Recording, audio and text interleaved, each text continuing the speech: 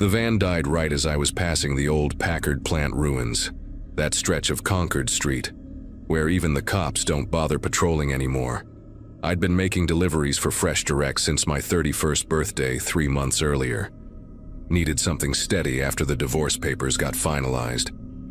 Detroit in August feels like breathing through a wet towel most nights, but when every streetlight went dead at exactly 9:47, the humidity somehow got worse. The whole city just stopped. No warning, no flicker, just instant black.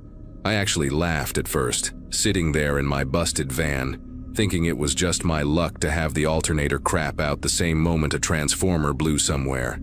But then I stuck my head out the window and saw it wasn't just my block. Every building, every traffic light, every neon sign, dead.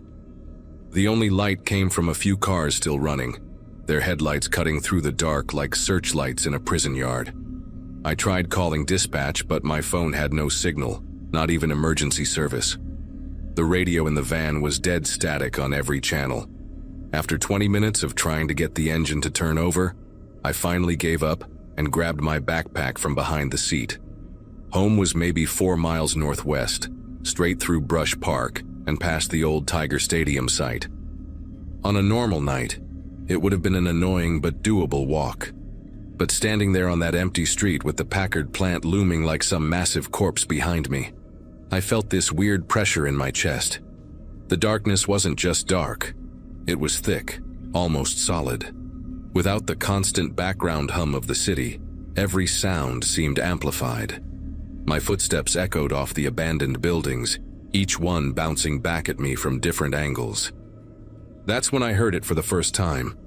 An engine idling somewhere behind me, maybe 2 blocks back. No headlights, just the low rumble of a V8, patient and steady. I picked up my pace heading west on Hendry Street, telling myself it was just another driver lost in the blackout. But the engine followed, maintaining that same distance, never getting closer, but never falling behind. When I turned north onto Russell, the sound disappeared completely. For maybe 30 seconds, I thought I'd been paranoid over nothing. Then I saw it, a dark shape rolling through the intersection I'd just crossed, engine off, coasting silent. The car was using momentum to follow me without making noise. My mouth went dry as sand. Nobody does that unless they don't want you to know they're there. I started jogging, not quite running, but moving fast enough that my delivery uniform stuck to my back with sweat. The engine started up again, louder now, more aggressive. When I cut through an alley between 2 warehouses, the car actually accelerated, tires squealing as it took the corner hard to circle around the block. I came out the other end of the alley onto Saint Antoine and immediately ducked behind a dumpster. The smell hit me like a physical wall, rotting food mixed with something chemical, but I pressed myself against the brick wall and waited. The car rolled past slow, windows down, and for the first time I got a decent look at it in the dim moonlight. It was an old Crown Victoria, the kind cops used to drive before they switched to SUVs, painted that flat primer gray that seems to swallow light. The driver was just a shadow, but I could see him turning his head back and forth, scanning the empty sidewalks. Then he stopped right in front of the alley entrance, engine ticking as it cooled. He knew I was close. I could hear him breathing through the open window, these deep, deliberate breaths like he was trying to smell me out. My legs started cramping from crouching, but I didn't dare move. After what felt like hours but was probably 2 minutes, he revved the engine once, a warning or a promise, and continued down the street. The smart move would have been to stay hidden until dawn, but I needed to get home. My insulin was in the fridge and I'd already missed my evening dose. Without it, things would get bad fast. The shakes, the confusion, then worse. So I waited another 5 minutes before creeping out from behind the dumpster. The streets were tomb quiet except for distant car alarms that had been triggered when the power died. Their batteries slowly dying too, each alarm getting weaker and more distorted. I stuck to the shadows, moving from doorway to doorway like I'd seen in movies, feeling ridiculous but too scared to walk in the open. At Forest Avenue, I found an abandoned convenience store with its security gate half raised. The owner must have been closing when the blackout hit. I slipped inside, hoping to find a working phone or maybe just catch my breath. The store had been picked clean already. Shadows moved in the back, probably looters, but they scattered when they heard me. On the counter, someone had left a half-eaten sandwich and a warm beer. My stomach cramped from hunger, but I couldn't risk stopping to eat. Through the store's front window, I watched the street for any sign of the Crown Vic. Nothing for 10 minutes, then 15. I was about to leave when I noticed something that made my knees weak. Across the street, barely visible in the darkness, was another car. A beat-up Chrysler 300 with tinted windows. It had been there the whole time, just sitting, waiting. As I watched, the driver's door opened and someone stepped out. Even in the dark, I could tell it was a woman, tall and thin, wearing what looked like medical scrubs. She walked to the middle of the street and just stood there, head tilted up like she was listening for something. Then she raised her hand and made a circular motion in the air. Within seconds, I heard engines starting up all around the block. Not just one or two, at least 5 different vehicles, all coming to life at once. They'd been sitting dark this whole time, surrounding the store, waiting for her signal. The woman got back in her car and all the engines started moving, converging on the store from different directions. I bolted through the back exit into a loading dock area that stank of spoiled milk and diesel fuel. Behind the store was a chain-link fence topped with razor wire, but someone had cut a hole near the bottom months ago. I squeezed through, tearing my uniform shirt on the twisted metal, and found myself in the parking lot of an old body shop. Broken windshields crunched under my feet as I ran between the skeletal remains of stripped cars. Behind me, I heard car doors slamming and voices. Calm, organized voices giving directions like they were coordinating a search grid. These weren't random criminals taking advantage of the blackout. This was something else, something planned. I made it to Gratiot Avenue and had to make a choice. Take the main road where I could move faster, but be completely exposed, or stick to the side streets and risk getting cornered. That's when I saw it. The people mover track overhead, its rails disappearing into the darkness.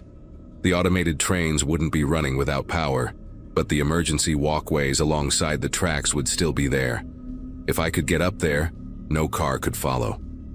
The nearest station entrance was 3 blocks north at Cadillac Square. I ran flat out, no longer caring about noise, my work boots slapping against the pavement in a rhythm that seemed to echo forever in the dead city. Behind me, engines roared as the cars spread out, trying to cut off my escape routes. At Broadway, one of them, a black Escalade with a cracked windshield, came screaming around the corner, tires smoking.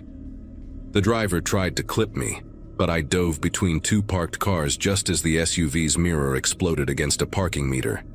The impact spun the Escalade sideways, and it slammed into a storefront, glass cascading across the sidewalk like ice. But I could already hear another engine coming from the opposite direction. They were herding me, pushing me toward something. The Cadillac Square station loomed ahead, its entrance a black mouth in the side of the building.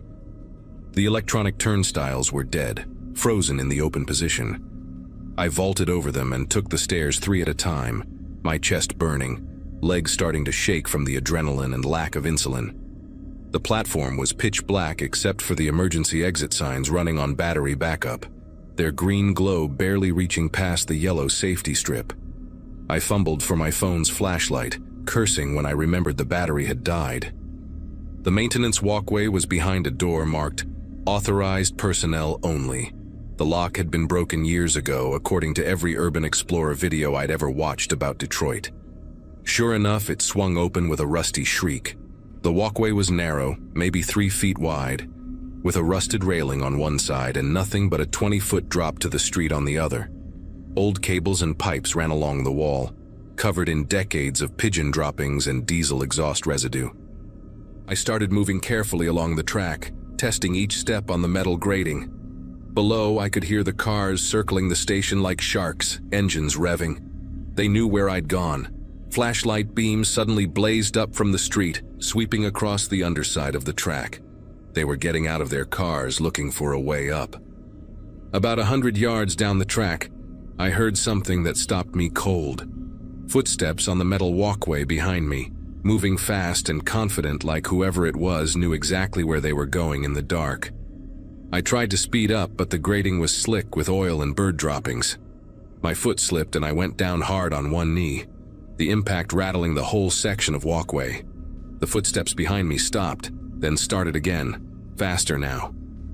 Up ahead, I could make out the next station platform in the dim green glow of its exit signs. But as I got closer, I saw shadows moving on the platform, at least 3 people waiting for me. They'd sent someone ahead to cut me off.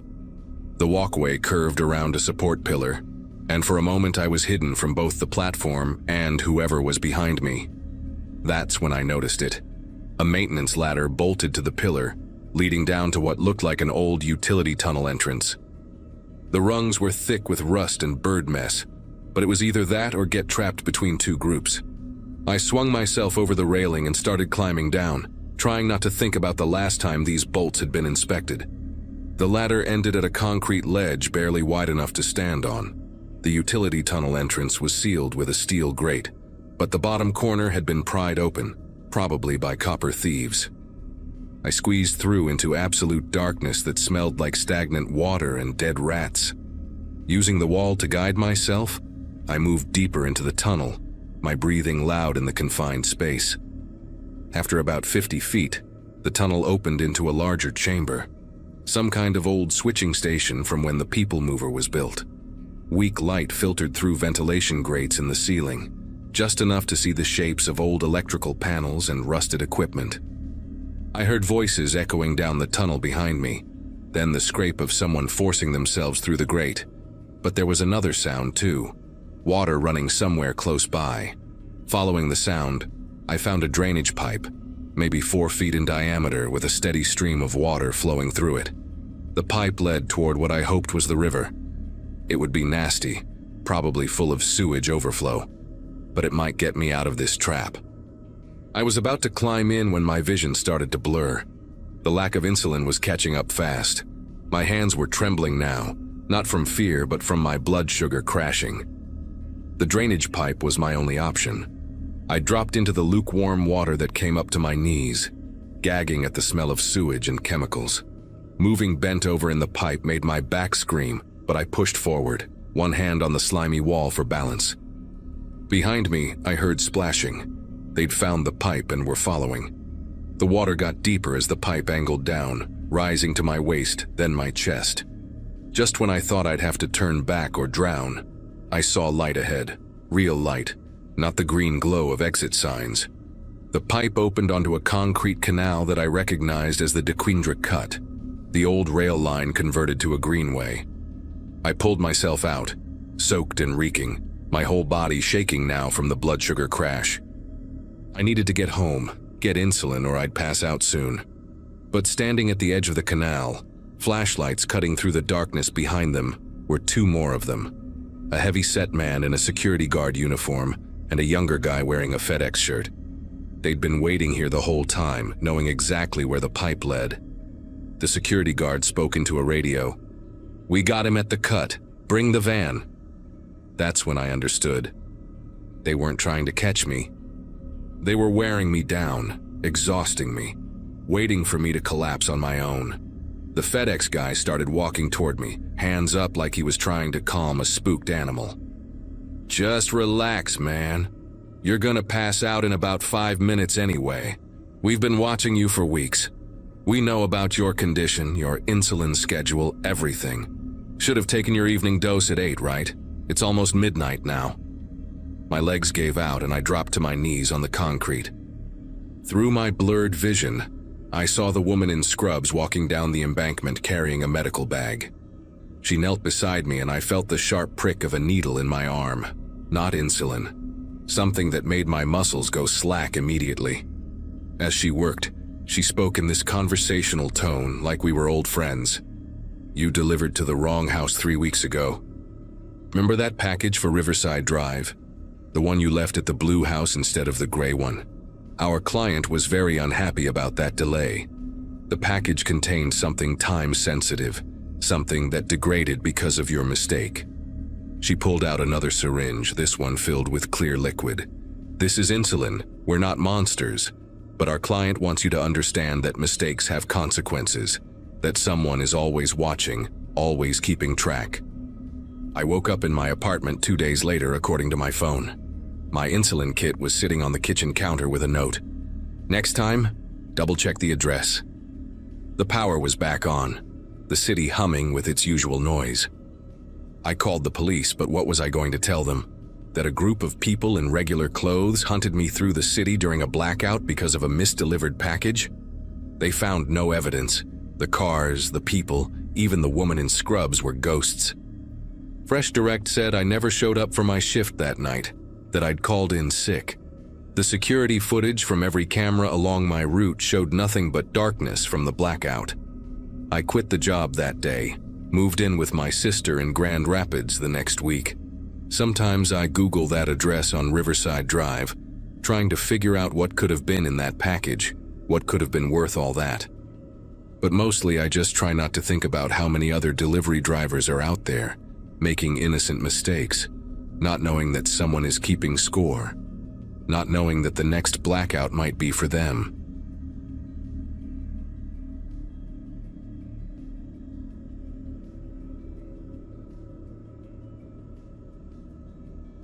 The heat in Arlington that July was suffocating, the kind that makes your clothes stick to your skin the second you step outside. I'd just gotten home from my shift at the hospital, 12 hours in the ER dealing with heat stroke cases and dehydration. All I wanted was a cold shower and to collapse in front of the AC with leftover Chinese takeout. My daughter Kayla was spending the week with her dad in Houston, so I had the whole house to myself for once. The divorce papers had my birth year right there in black and white, 1987, and somehow seeing it made everything feel more final. I remember thinking how quiet the neighborhood was that evening, everyone probably hiding inside from the heat. Our street, Willow Creek Drive, usually had kids playing until dark, but that day even they'd given up. I kicked off my scrubs in the laundry room and was heading upstairs when everything went dark. At first I thought maybe I'd blown a fuse running too many things at once. The AC was cranked, I had the washing machine going, the TV was still on. But when I looked out the window, the entire street was pitch black. Not a single porch light, no glow from anyone's windows, nothing. The power outages had been happening more frequently that summer with everyone maxing out the grid, but this was the first time it hit our neighborhood. I fumbled for my phone, grateful for the small bit of light from the screen. It was only 7:30, still technically daylight, but the house felt cave dark with all the blinds closed against the heat. I texted my friend Melissa, who lived 2 streets over, to see if her power was out too, but the message wouldn't send, no signal. That should have been my first real warning, but I just figured the cell towers were overloaded with everyone trying to report the outage. I made my way to the kitchen, using my phone flashlight to find the drawer where I kept candles and matches, thinking this would just be a minor inconvenience. I was lighting the 3rd candle when I heard it. 3 sharp knocks at the front door. Not the friendly rat-a-tat-tat my neighbors usually did, but 3 deliberate, spaced-out pounds that seemed to echo through the silent house. I nearly dropped the match. Who would be going door to door in this heat, especially with the power out? I waited, holding my breath, the match burning down toward my fingers until I had to blow it out. Then came the voice, muffled through the door but clearly male. "Power company, ma'am. Need to check your meter, make sure there's no damage to the lines." His accent was hard to place, not quite local, but trying to sound like it. The way he said ma'am dragged out too long, like he was tasting the word. I set the matches down quietly and crept toward the front door, avoiding the squeaky floorboard near the stairs that Kayla always stepped on when she snuck down for midnight snacks. Through the peephole, I could barely make out a figure in the dying daylight, tall, wearing what looked like a uniform, but no utility truck in the driveway. Just a beat-up sedan parked across the street that I'd never seen before. He knocked again, harder this time, and I watched his head turn slowly, scanning the windows like he was trying to see inside. "I know you're in there," he called out, and my chest tightened. "Saw you come home earlier. Just need 5 minutes to check the meter box. Make sure your breaker didn't cause the outage." That's when it hit me. How could the power company already know about an outage that happened maybe 10 minutes ago? How could they have sent someone this fast? And meters are outside anyway. He didn't need me to open the door for that. I backed away from the door, my bare feet silent on the hardwood, when I heard something that made every muscle in my body go rigid. From the kitchen, coming from the back of the house, there was the softest click, the sound my back door made when the handle turned. My mind went into overdrive, processing what this meant. The back door had been locked. I always locked it, especially since the divorce, especially when Kayla wasn't home. But there it was, that distinctive click of the latch releasing. Then silence. Whoever was back there was being careful, moving slow. The man at the front door knocked again, louder, more aggressive. "Ma'am, this is urgent. We've had reports of electrical fires in the neighborhood. I need to ensure your safety." His voice had changed, lost its fake friendly tone. Now it sounded irritated, impatient. I could hear him trying the door handle, rattling it. Thank God I'd locked it out of habit. My phone showed 15% battery. I'd forgotten to charge it at work. No signal, no way to call 911.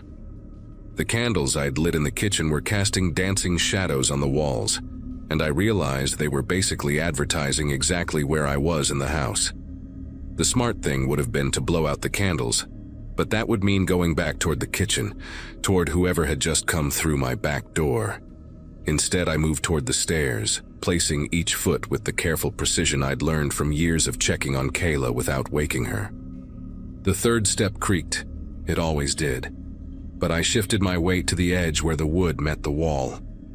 From downstairs, I heard the back door close with a gentle thud, so quiet I might have missed it if I hadn't been straining to hear every sound. Then footsteps, slow and measured, moving through my kitchen. Not the heavy boots you'd expect from a utility worker, but something softer, like sneakers. The man outside had gone quiet. No more knocking, no more talking. That terrified me more than the yelling had. It meant they were coordinating, probably communicating somehow. I reached the top of the stairs and had to make a choice. My bedroom with its lock that Kayla had broken last month wrestling with her cousin, or the bathroom with its tiny window that faced the neighbor's house. I chose the bathroom, slipping inside and turning the lock as quietly as possible. The window was one of those frosted glass types, maybe 18 inches square, meant for ventilation, not escape. But the Jeffersons' house was right there, maybe 15 feet away. If I could get their attention somehow. I tried to slide the window open, but it stuck, painted shut from the previous owner years ago. My fingernails bent backward as I tried to force it, the pain sharp enough to make me bite down on my lip to keep from crying out. Downstairs, I could hear drawers being opened in the kitchen, the metallic slide of silverware being moved around. They were searching for something, or maybe just making noise to scare me, to let me know they were there. Then I heard the stairs creak, that third step, the one I'd just carefully avoided. But whoever was coming up didn't know the trick, didn't know to step on the edge. The sound was loud in the quiet house, and it was followed by a pause, like they were listening for my reaction. I grabbed the toilet tank lid, the porcelain heavy and solid in my hands. It was the only weapon I could think of. My phone screen had gone dark to save battery, and I didn't dare turn it back on. The light might show under the door. Another step creaked, then another. Slow, methodical, taking their time. They knew I was trapped up here. Then, from right outside the bathroom door, I heard breathing. Not heavy or labored, just calm, patient breathing, like someone standing perfectly still and listening. My own breath caught in my throat, and I pressed my back against the far wall, holding the tank lid across my chest like a shield. The doorknob turned slightly, testing. The lock held, but these interior doors weren't meant for security. Hollow core, the kind you could probably put your fist through if you really wanted. "Found her," a voice said, different from the one at the front door. This one was younger, almost excited, like this was some kind of game. "Second floor bathroom." He was talking to someone, maybe on a radio or phone, which meant their signals were working just fine. The handle stopped turning, and for a moment there was silence. Then I heard him walk away, his footsteps heading toward my bedroom. I could hear him opening drawers, throwing things around. Looking for valuables? Or just trying to make me think he'd moved on? Heavy footsteps came up the stairs now, the first man from the front door. "Jewelry's in the bedroom usually," he said, his voice carrying clearly through the thin walls. "Check the closet, top shelf. That's where they always hide the good stuff." They were talking like I wasn't even there, like I was already dealt with. My legs were shaking so bad I had to concentrate on keeping them locked so I wouldn't slide down the wall. Then the younger one laughed, and it was such a normal sound, like he was hanging out with friends, that it made everything worse. "Hey, there's kid stuff in here," he called out. "Toys and things. She got kids?" The first man's response made my entire body go numb. "Saw a girl leaving with some guy a few days ago. Figured she'd be alone for a while. They'd been watching my house. Watching me. Knew when Kayla left with her father, knew my schedule. This wasn't random, they'd picked me specifically, planned this." The bathroom felt smaller suddenly, like the walls were closing in. I could hear them tearing through my bedroom now, the sound of my jewelry box hitting the floor, change scattering from the dish on my nightstand. One of them was at my closet, hangers scraping against the rod as he pushed through my clothes. "Check if she's got a safe," the older voice said. Behind pictures in the closet floor, places like that. They were so casual, so practiced. How many houses had they done this to? Then the younger one said something that sent ice through my veins. "What do you want to do about her?" There was a pause, and I held my breath, pressing my ear against the door. "Let's get what we came for first," the older one replied. "She's not going anywhere. We cut the phone lines before the power went out, and I've got her car keys from the kitchen counter. Even if she runs to a neighbor, we'll be gone before anybody can do anything." That's when something inside me shifted. The fear was still there, but underneath it, something else sparked. Anger maybe, or just the refusal to be a victim in my own home. I thought about Kayla, about how I'd fought through a messy divorce, double shifts, and single motherhood. I wasn't going to cower in my bathroom waiting for whatever they decided to do with me. I remembered something my dad taught me when I was young. People expect you to be where they last saw you. They'd heard me in the bathroom, so that's where they assumed I'd stay. Moving as silently as I could, I set down the toilet lid and turned the bathtub faucet on just slightly, enough to make a gentle dripping sound. Then I unlocked the door with painful slowness, turning the mechanism one tiny click at a time. The hallway was dark, but I knew every inch of this house. I could hear them still ransacking my bedroom, arguing now about whether to check the attic. I slipped out and moved toward Kayla's room at the end of the hall, the carpet muffling my footsteps. Her window faced the big oak tree in our yard, the one she'd begged me to let her build a treehouse in. Kayla's room smelled like the strawberry body spray she'd started wearing, convinced it made her seem older. I navigated around her soccer bag and the pile of clothes she never put away, reaching her window. This one I knew would open. She snuck out through it last month to meet friends at the park, not knowing I'd heard everything. The window slid up almost silently, and the evening air hit me like a wall of heat. The tree branch was about 4 feet away, the one Kayla used to shimmy down. But she was 13 and fearless, probably 90 pounds soaking wet. I was pushing 40 and hadn't climbed a tree since middle school. Behind me, I heard footsteps in the hallway. "Hey, water's running in there," the younger voice said. "She trying to call for help or something?" Laughter from the older one. "What's she gonna do, send a message in a bottle?" But I could hear them moving toward the bathroom. In seconds, they'd realize I wasn't there. I didn't think anymore, just climbed out onto the window ledge, my bare feet finding purchase on the wooden siding, and jumped for the branch. My hands hit bark, and I grabbed on with everything I had, my legs swinging wildly underneath me. The branch dipped with my weight but held. My palms were screaming, already torn up, but I managed to swing my leg over and pull myself up. Through the window, I heard the bathroom door slam open. "She's not here." The younger one sounded panicked now. "Check the other rooms, she's gotta be hiding." I didn't wait to hear more. I half climbed, half fell down that tree, branches catching my shirt, scratching my arms and face. 8 feet from the ground, I just let go and dropped, hitting the lawn hard enough to knock the wind out of me. But I was out. I was free. I ran barefoot across my yard toward the Jeffersons' house, not caring about the rocks and sticks stabbing into my feet. Their porch light was off too, but I pounded on their door anyway, screaming for help. Behind me, I could see flashlight beams in Kayla's window. They were looking for me, trying to figure out how I'd vanished. George Jefferson answered the door holding a baseball bat, his wife Nancy right behind him with their German Shepherd Rex growling at her side. "Call 911, I gasped out. "2 men in my house, they cut the phone lines, they have my car keys." George pulled me inside while Nancy ran for their landline. Theirs still worked, thank God. Within minutes, we heard sirens. The 2 men must have heard them too because George saw them sprint out my back door and take off in that beat-up sedan. The cops caught them 3 blocks away, pulled over for running a stop sign.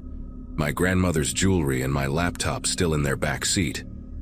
Turned out they were brothers from Oklahoma, who'd been hitting suburbs across Texas for months, studying routines, waiting for people to be alone. The older one had done time before for home invasion. The younger one was barely 19.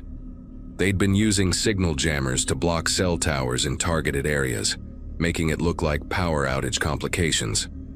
The police said I was lucky. Most of their victims had been too scared to move, just hid until they left.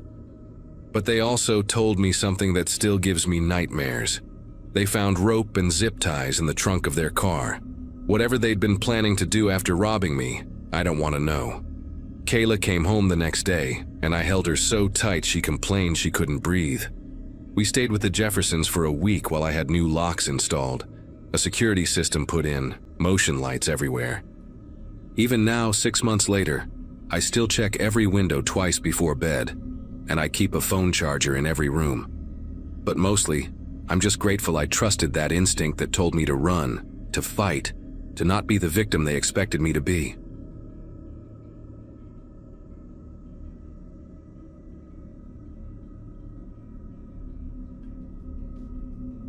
The 6 train always smelled like wet metal and disappointment after 11 at night, but I needed to get from the Bronx back to my studio in Chinatown after helping my brother move his stuff out of his ex-girlfriend's place.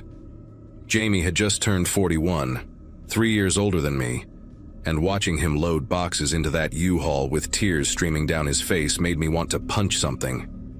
The platform at Hunts Point Avenue Station was nearly empty when I got there around midnight. Just me, a nurse still in scrubs checking her phone, and 2 drunk guys in Yankees jerseys arguing about batting averages. When the train finally screeched to a stop, I grabbed a seat in the middle car and tried not to think about how my own relationship was heading the same direction as Jamie's. The car was surprisingly crowded for a Monday night. Maybe 30 people scattered across the orange plastic seats, most of them staring at their phones or sleeping against the windows. We were somewhere under the East River when everything went wrong, probably halfway between Manhattan and Brooklyn based on how long we'd been moving through that endless tunnel. The train lurched hard enough to throw a standing passenger into a pole. Then the lights flickered 3 times before dying completely, leaving us in the kind of darkness you forget exists in the city. The emergency lighting didn't kick in, which should have been my first real warning that this wasn't just another MTA breakdown. My ears popped from the sudden pressure change, and the silence that followed was so complete, I could hear my own heartbeat competing with the quiet breathing of strangers around me. People started murmuring, nervous laughs bubbling up here and there, everyone waiting for an announcement that never came.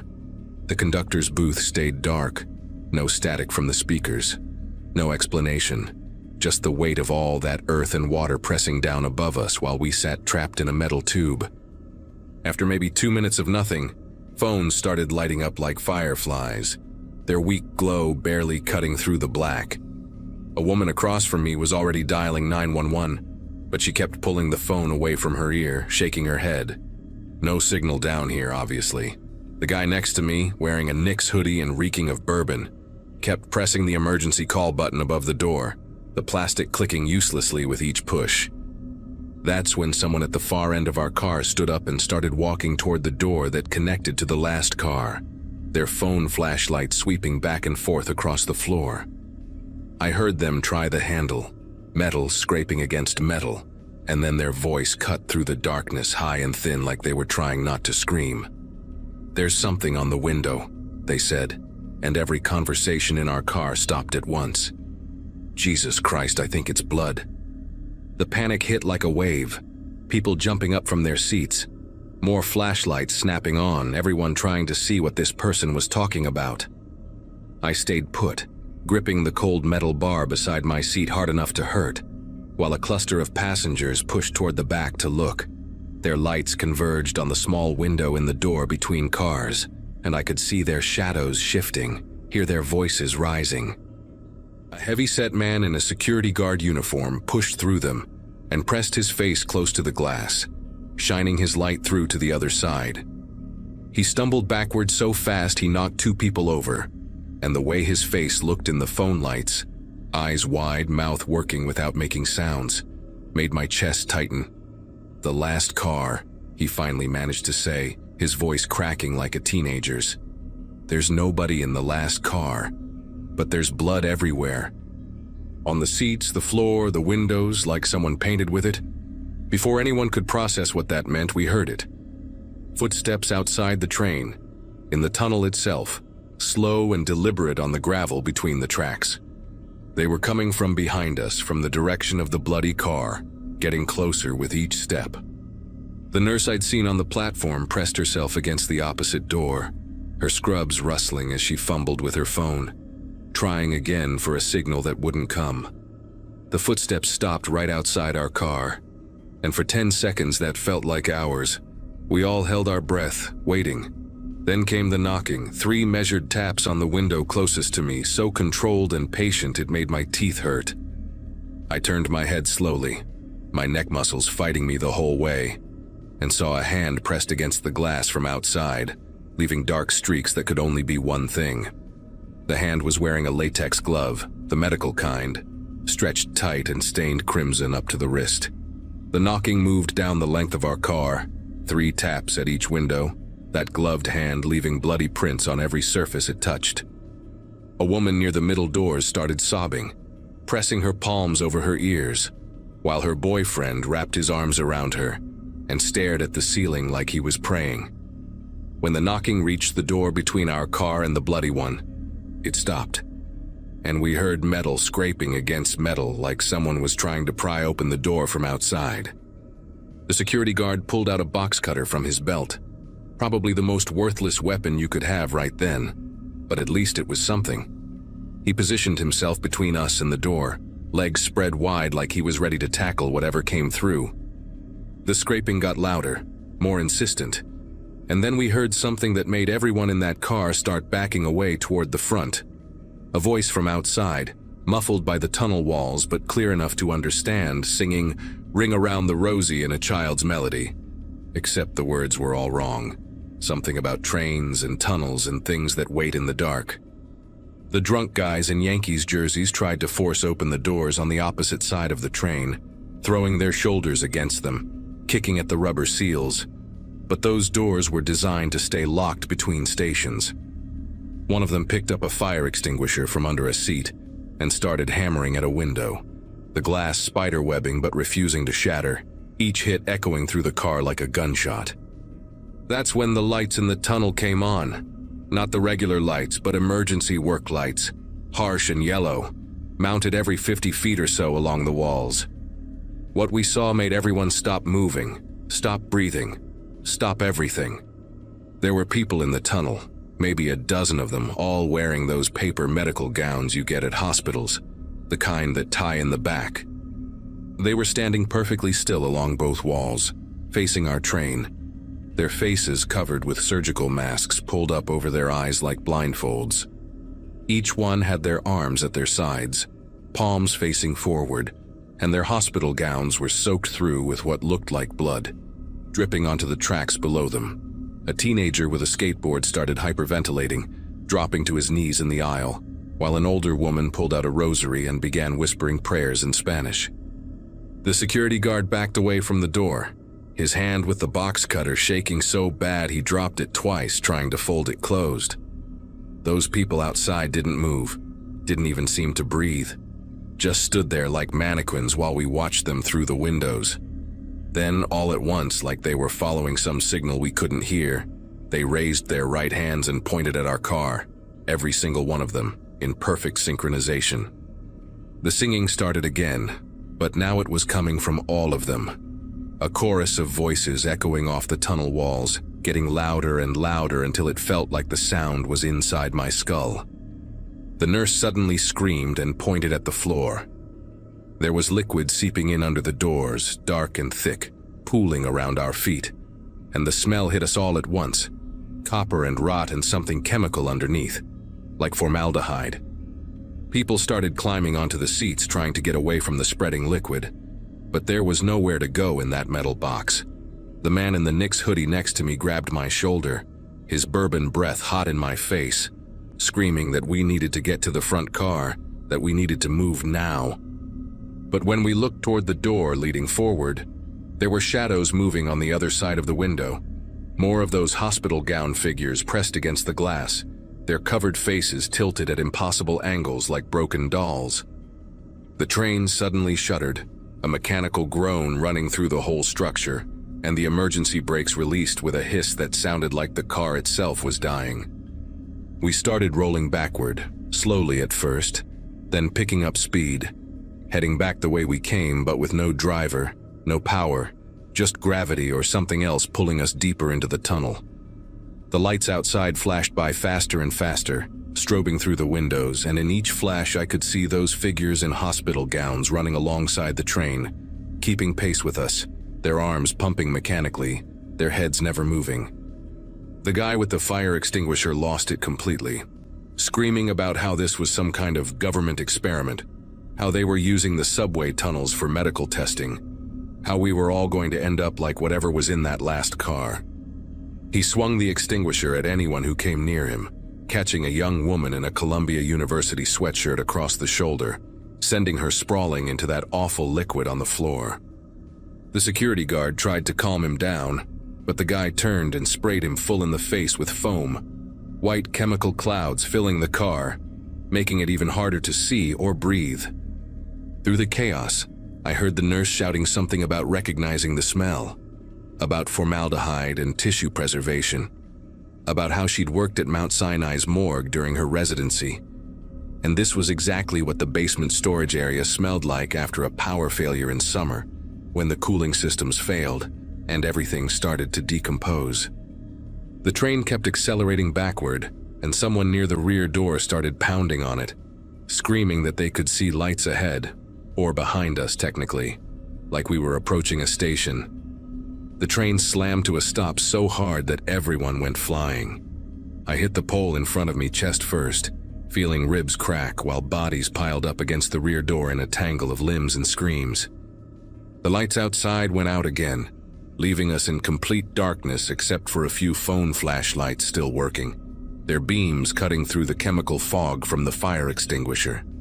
For maybe 30 seconds, there was no sound except groaning and crying, people trying to untangle themselves, checking for injuries.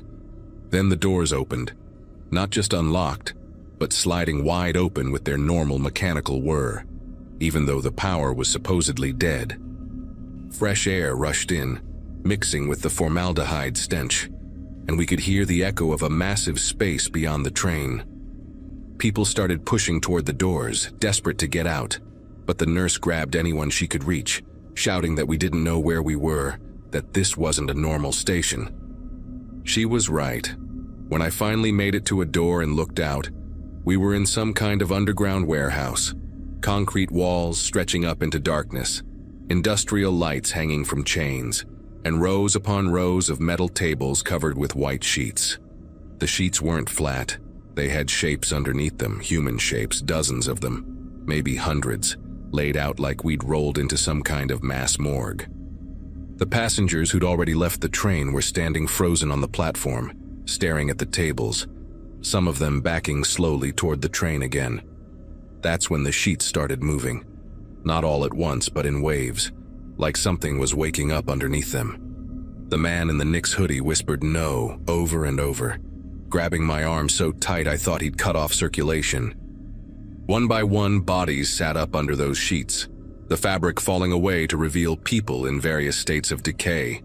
Some fresh, some skeletal, all wearing hospital bracelets with dates from the past week.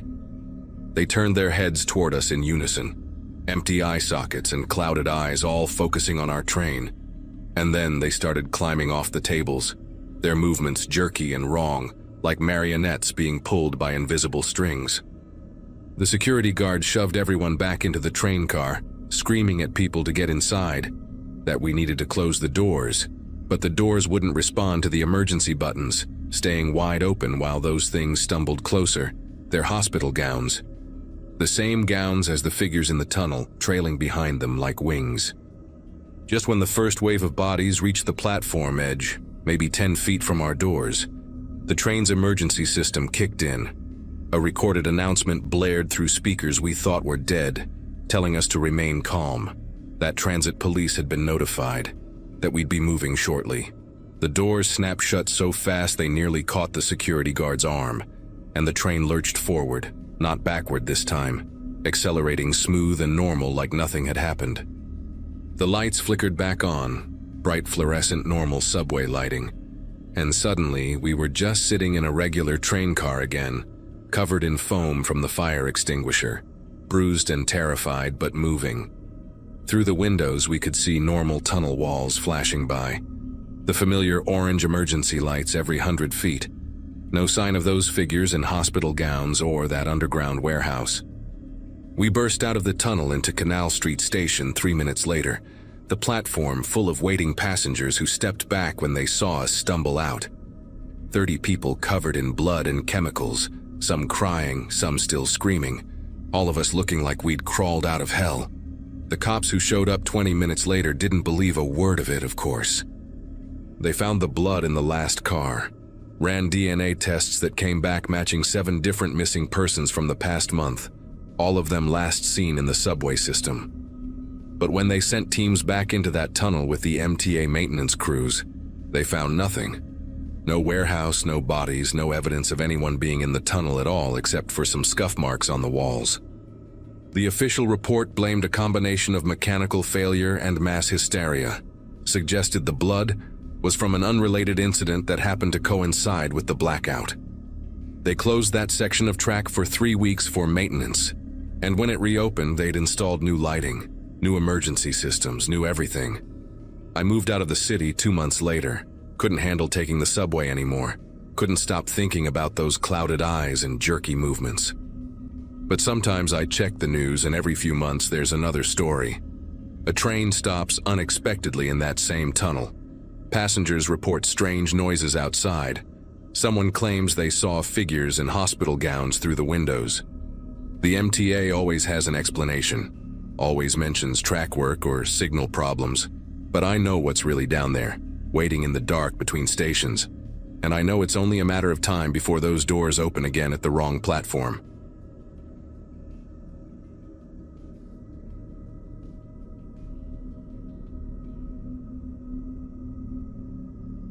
My 4th espresso was burning its way down my throat in the break room at Cedars Medical Center when I checked my phone. 6:13 in the morning, February something. Couldn't even remember the exact date anymore. 18 hours into what should have been a 14-hour shift, and my body had stopped belonging to me months ago. First-year surgical intern meant you became property of whoever was coding, crashing, or bleeding out on any given table. Yesterday's blood still decorated my scrubs because finding time for laundry between rounds was like finding a unicorn in the parking garage. Dr. Harrison liked to say interns ran on pure caffeine and stubbornness, and after 6 months of this grinding routine, my reflection in the bathroom mirror was starting to prove him right. By 7 that Monday morning, the ER was already chaos incarnate, with Harrison commanding the floor like a general watching his troops fall one by one. Those harsh fluorescent lights turned everyone into walking corpses, which pretty much described those of us who hadn't seen our own beds in 48 hours. Angela Ramirez burst through the emergency doors around 9:30, her screams cutting through the usual morning pandemonium like a knife through tissue. Amniotic fluid had soaked through her yellow maternity dress, and she was sobbing that her husband Carlos was trapped somewhere on the 405, that the baby wasn't due for 3 more weeks, that something was wrong, really wrong. Dr. Harrison took one glance at the fetal monitor, and his jaw clenched in that way that meant we were about to lose someone if we didn't move fast. The baby's heart rate was plummeting, classic signs of cord strangulation, and we had maybe 5 minutes before brain damage became irreversible. Harrison's grip on my shoulder left marks through my scrubs as he shouted for OR3 to be prepped immediately, that we were cutting now, no time for anything fancy. Angela kept grabbing at my hands, begging me to save her baby, her voice growing fainter as we raced toward surgery, and all I could focus on was how her nail polish was this perfect coral pink, probably painted special for meeting her child. Inside OR3, everything moved with the precision of a Swiss watch.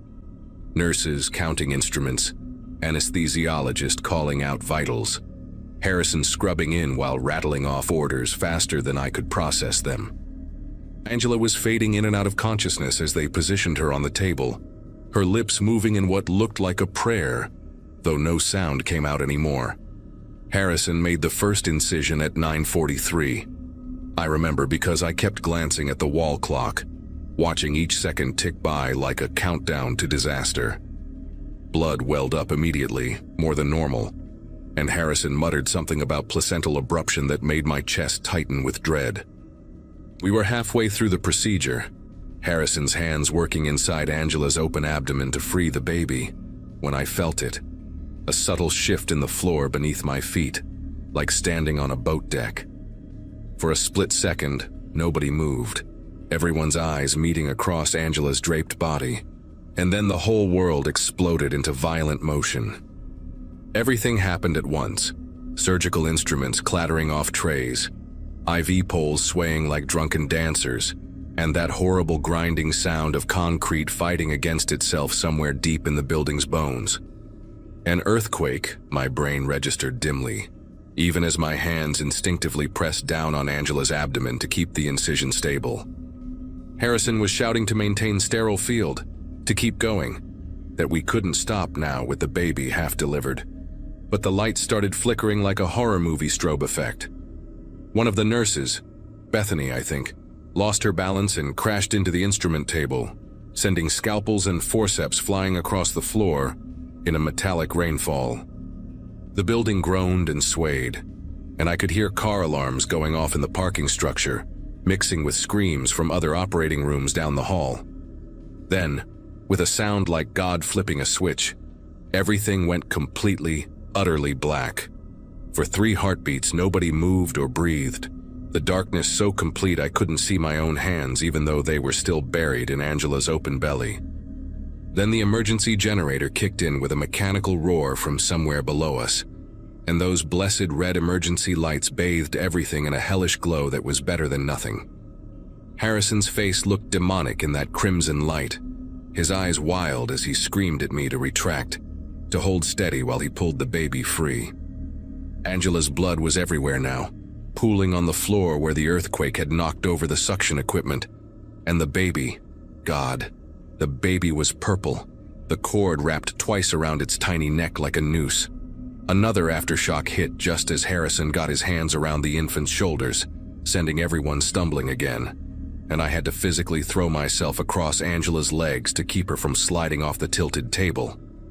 That's when the generator started making a sound I'll never forget, a high-pitched whining like a dying animal, followed by 3 loud bangs that shook the whole floor. Complete darkness again, but this time it was different, final somehow. No mechanical roar promising salvation, no emergency lights flickering back to life, just the raw black of a tomb while Angela bled and bled beneath my trembling fingers. Someone's phone, turned out to be mine, had fallen from my pocket during the first quake, and Bethany grabbed it, turning on the flashlight with shaking hands that made shadows dance like demons on the walls. In that narrow beam of white light, I could see Harrison hadn't stopped working, his hands moving by pure muscle memory and decades of experience, unwrapping the cord from the baby's neck while counting compressions under his breath. Angela's pulse was getting weaker under my palm. Her blood pressure dropping so fast the manual monitor couldn't keep up, and we all knew what that meant. She was bleeding internally, probably from where the placenta had torn, and without power for the cauterizer or proper light to see what we were doing.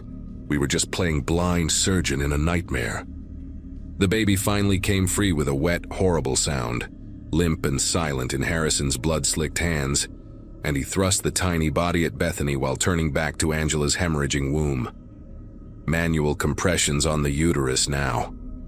Harrison's voice cut through the darkness like a whip, and my hands moved before my brain could catch up, plunging into Angela's abdomen to find her uterus and squeeze, trying to stop the bleeding through sheer pressure.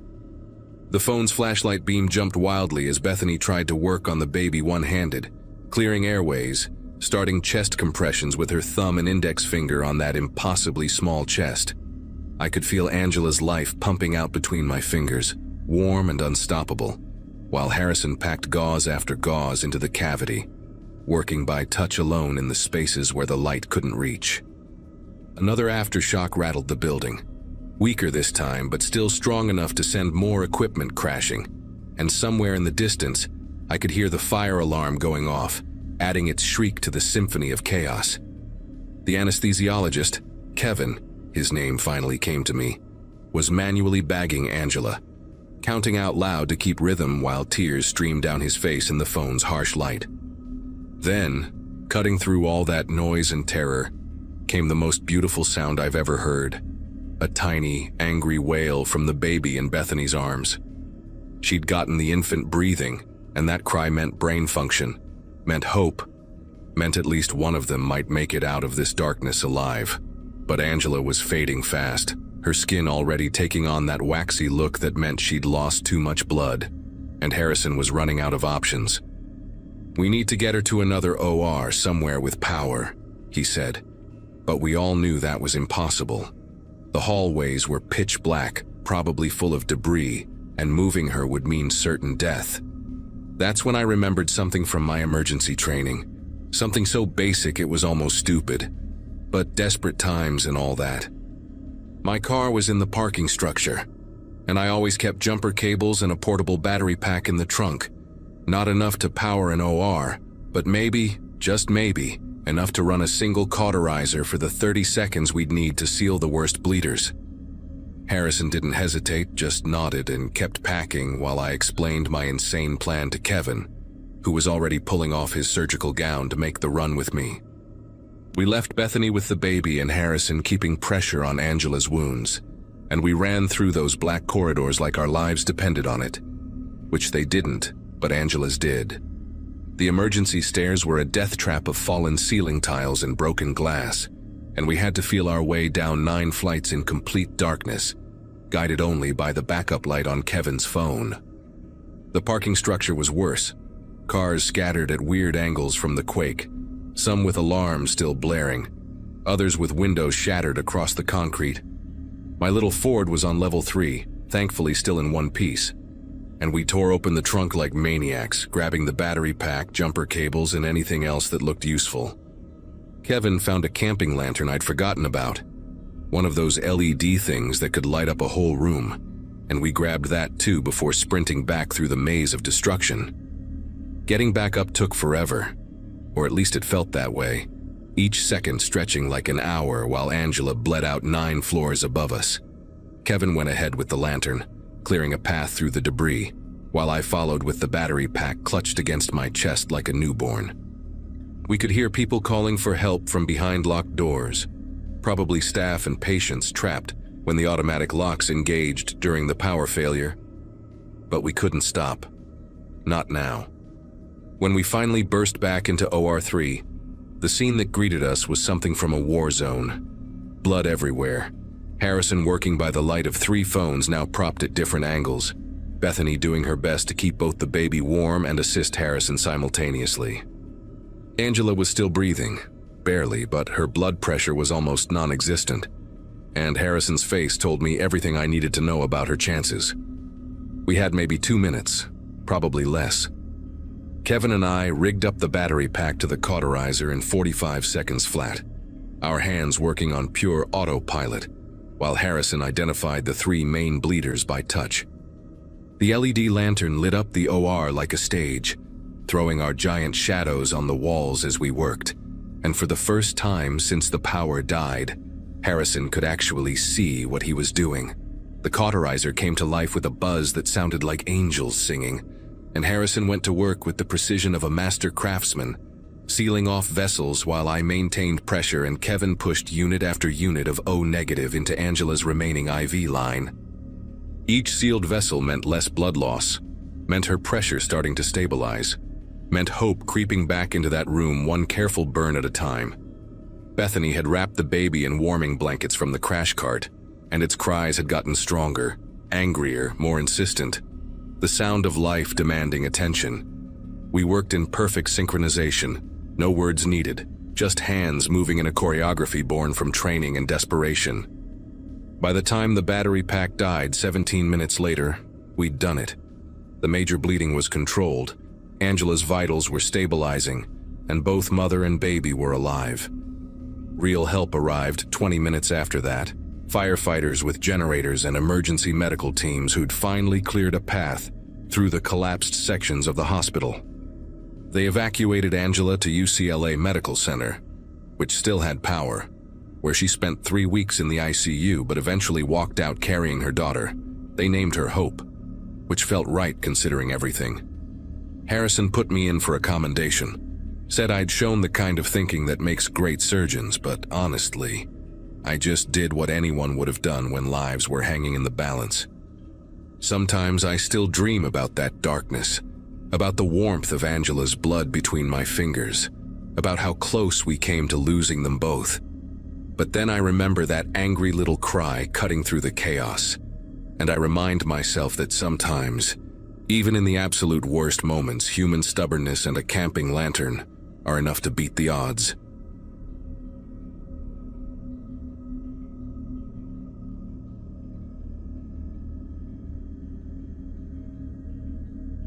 Sunday afternoon at Dauphine Street Clinic started like any other overtime shift, with me checking vitals and restocking supplies while rain tapped against the windows. I'd been a paramedic in New Orleans for 6 years by then, started right after my 26th birthday, and we'd seen our share of storms roll through. Our clinic occupied one of those old converted townhouses, 3 stories of peeling paint and creaky floors that somehow kept passing inspection year after year. We had 12 patients on the first floor that day, mostly elderly folks who couldn't make it to the bigger hospitals, and just me and 2 nurses. Donna, who'd been doing this since before I was born, and Jasmine, fresh from nursing school with that nervous energy newcomers always carry.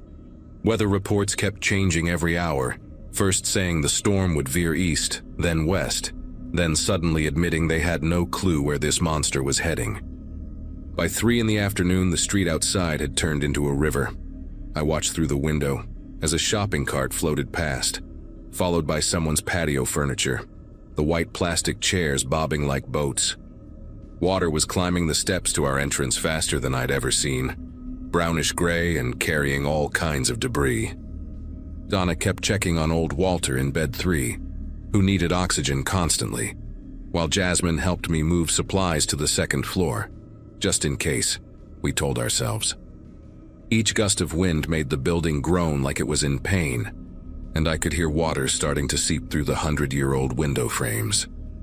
That's when dispatch called saying all units were being pulled back to higher ground. But when I looked outside at the current rushing past our door, I knew we'd missed our window to leave safely. Water started pushing under the front door around 4, spreading across the linoleum like spilled coffee in slow motion. I grabbed towels from the supply closet, but it was like trying to stop a river with tissue paper. Within minutes, the floor was covered in an inch of murky water that smelled like sewage and motor oil. Jasmine's voice cracked when she called out from the main ward. The water was coming through the back entrance too, pooling around the wheels of the beds. We had maybe 30 minutes before the first floor would be completely flooded, and half our patients couldn't even walk. There was Eleanor with her broken hip, Walter on his oxygen tank, and Mr. Briggs, who'd had a stroke last month and could barely move his left side. I remember standing there for a second, water soaking through my boots, calculating how many trips up the narrow staircase it would take to move everyone. Donna took charge like she always did in a crisis, her voice cutting through the sound of rushing water and howling wind. She assigned Jasmine to start disconnecting the mobile patients from their IVs, while she prepped the medical equipment we'd need upstairs. I started with Eleanor, sliding my arms under her frail body, while she whimpered about the cold water touching her legs. The staircase was barely wide enough for one person, let alone carrying someone, and the old wood was already slippery from the humidity. Each step creaked under our combined weight, and I had to stop twice to readjust my grip, Eleanor's fingers digging into my shoulder like bird claws. When I finally got her settled in a second-floor room and rushed back down, the water had risen another 3 inches. Through the window, I saw a car float by, its alarm still somehow blaring underwater, the red lights flashing beneath the surface like some kind of drowning emergency beacon. We managed to get 6 patients upstairs before the lights started flickering. Every time they dimmed, my chest tightened, knowing what would happen if we lost power completely. The elevator was already out of the question. Nobody trusted that ancient cage in good weather, let alone during a flood. Jasmine and I tried to move Walter next, but his oxygen tank weighed almost as much as he did. We had to carry him in his wheelchair to the stairs. Then I held him up while Jasmine lugged the tank, step by agonizing step. His breathing was getting shallower, whistling through the tubes, and halfway up, he grabbed my arm and gasped that he couldn't breathe. We had to stop right there on the landing, Jasmine fumbling with the oxygen flow while I held Walter upright, the water below us now reaching the 3rd step and climbing fast. I could hear things floating around down there, medical equipment, furniture, files, all churning in that dark soup that used to be our clinic floor. That's when the transformer outside exploded. The flash lit up the whole street for a second, bright white like lightning had struck right outside our window, and then everything went black. Not just regular dark, the kind of thick, heavy darkness that presses against your eyes and makes you wonder if they're even open. The sound of water suddenly seemed louder, closer, like it was right behind us in the stairwell. Jasmine let out a sound that wasn't quite a scream but close enough, and Walter's grip on my arm turned painful. I had my phone in my pocket, fumbled for it with one hand while holding Walter with the other, and when I finally got the flashlight on, the beam was pathetically weak against all that darkness. In that thin circle of light, I could see Jasmine's face pale and terrified, and Walter's eyes wide with panic. Below us, the water kept rising, and we still had 5 more patients down there, including Mr. Briggs, who couldn't move without help, and a woman named Ruth who'd just had surgery 3 days ago. We got Walter to the 2nd floor, but I could hear Donna yelling from below, her voice competing with the roar of water that was now pouring through the windows. I left Jasmine with Walter and practically fell down the stairs in the dark, using my phone's light to navigate. The 1st floor was a nightmare, water up to my thighs, cold and powerful enough to knock me sideways when I stepped off the last stair. Donna was waist-deep near Mr. Briggs' bed, trying to lift him while Ruth clung to her bed rails, crying. The water had this current to it, pulling everything toward the back of the building, and debris kept hitting my legs. Clipboards, medicine bottles, someone's shoe. I waded over to help Donna, and together we got Mr. Briggs sitting up, but he was dead weight on his left side. His good arm wrapped around my neck so tight I could barely breathe, and Donna and I had to coordinate every move to keep him above water. The smell was overwhelming, sewage and chemicals and something else, something rotten that made me want to gag. Getting him to the stairs was like moving through molasses while someone threw punches at your legs. Every piece of floating furniture became an obstacle, every step a gamble on whether the floor was still there, or if you were about to step into a hole. When we finally reached the staircase, I realized the horrible truth. We'd have to carry him up in complete darkness because I needed both hands to support his weight. I shoved my phone in my mouth, biting down on it to keep the light pointed forward, tasting the dirty water on the case. Donna went first, pulling Mr. Briggs' shoulders while I pushed from below, my back screaming with the effort. His body kept slipping, sliding back toward me, and twice I thought we were going to drop him. Behind us, I could hear Ruth still calling for help, her voice getting more desperate, and the sound of water climbing higher, swallowing more of our clinic with every passing second. After we got Mr. Briggs upstairs, I knew I had to go back for Ruth.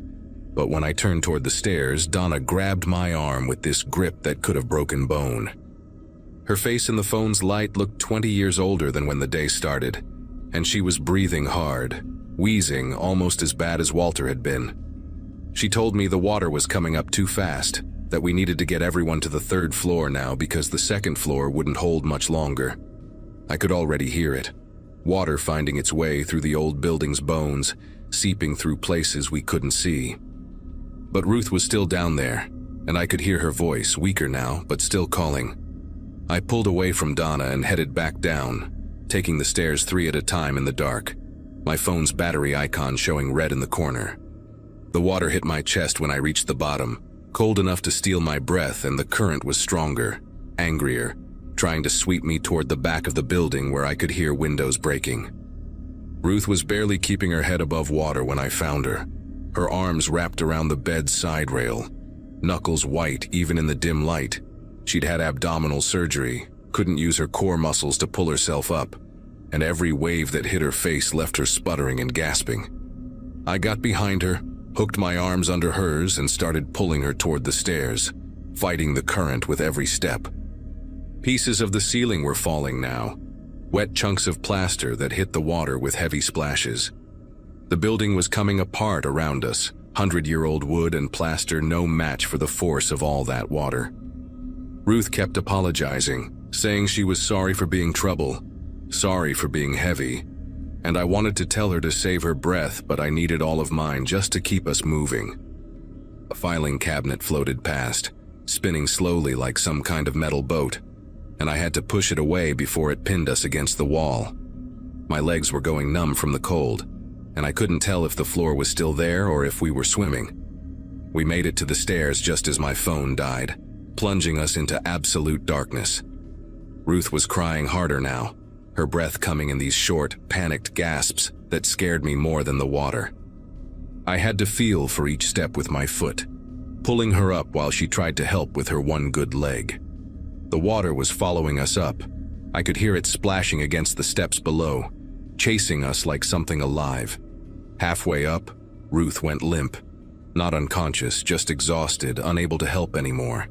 I had to practically drag her the rest of the way, my arms burning, lungs screaming for air I couldn't seem to get enough of.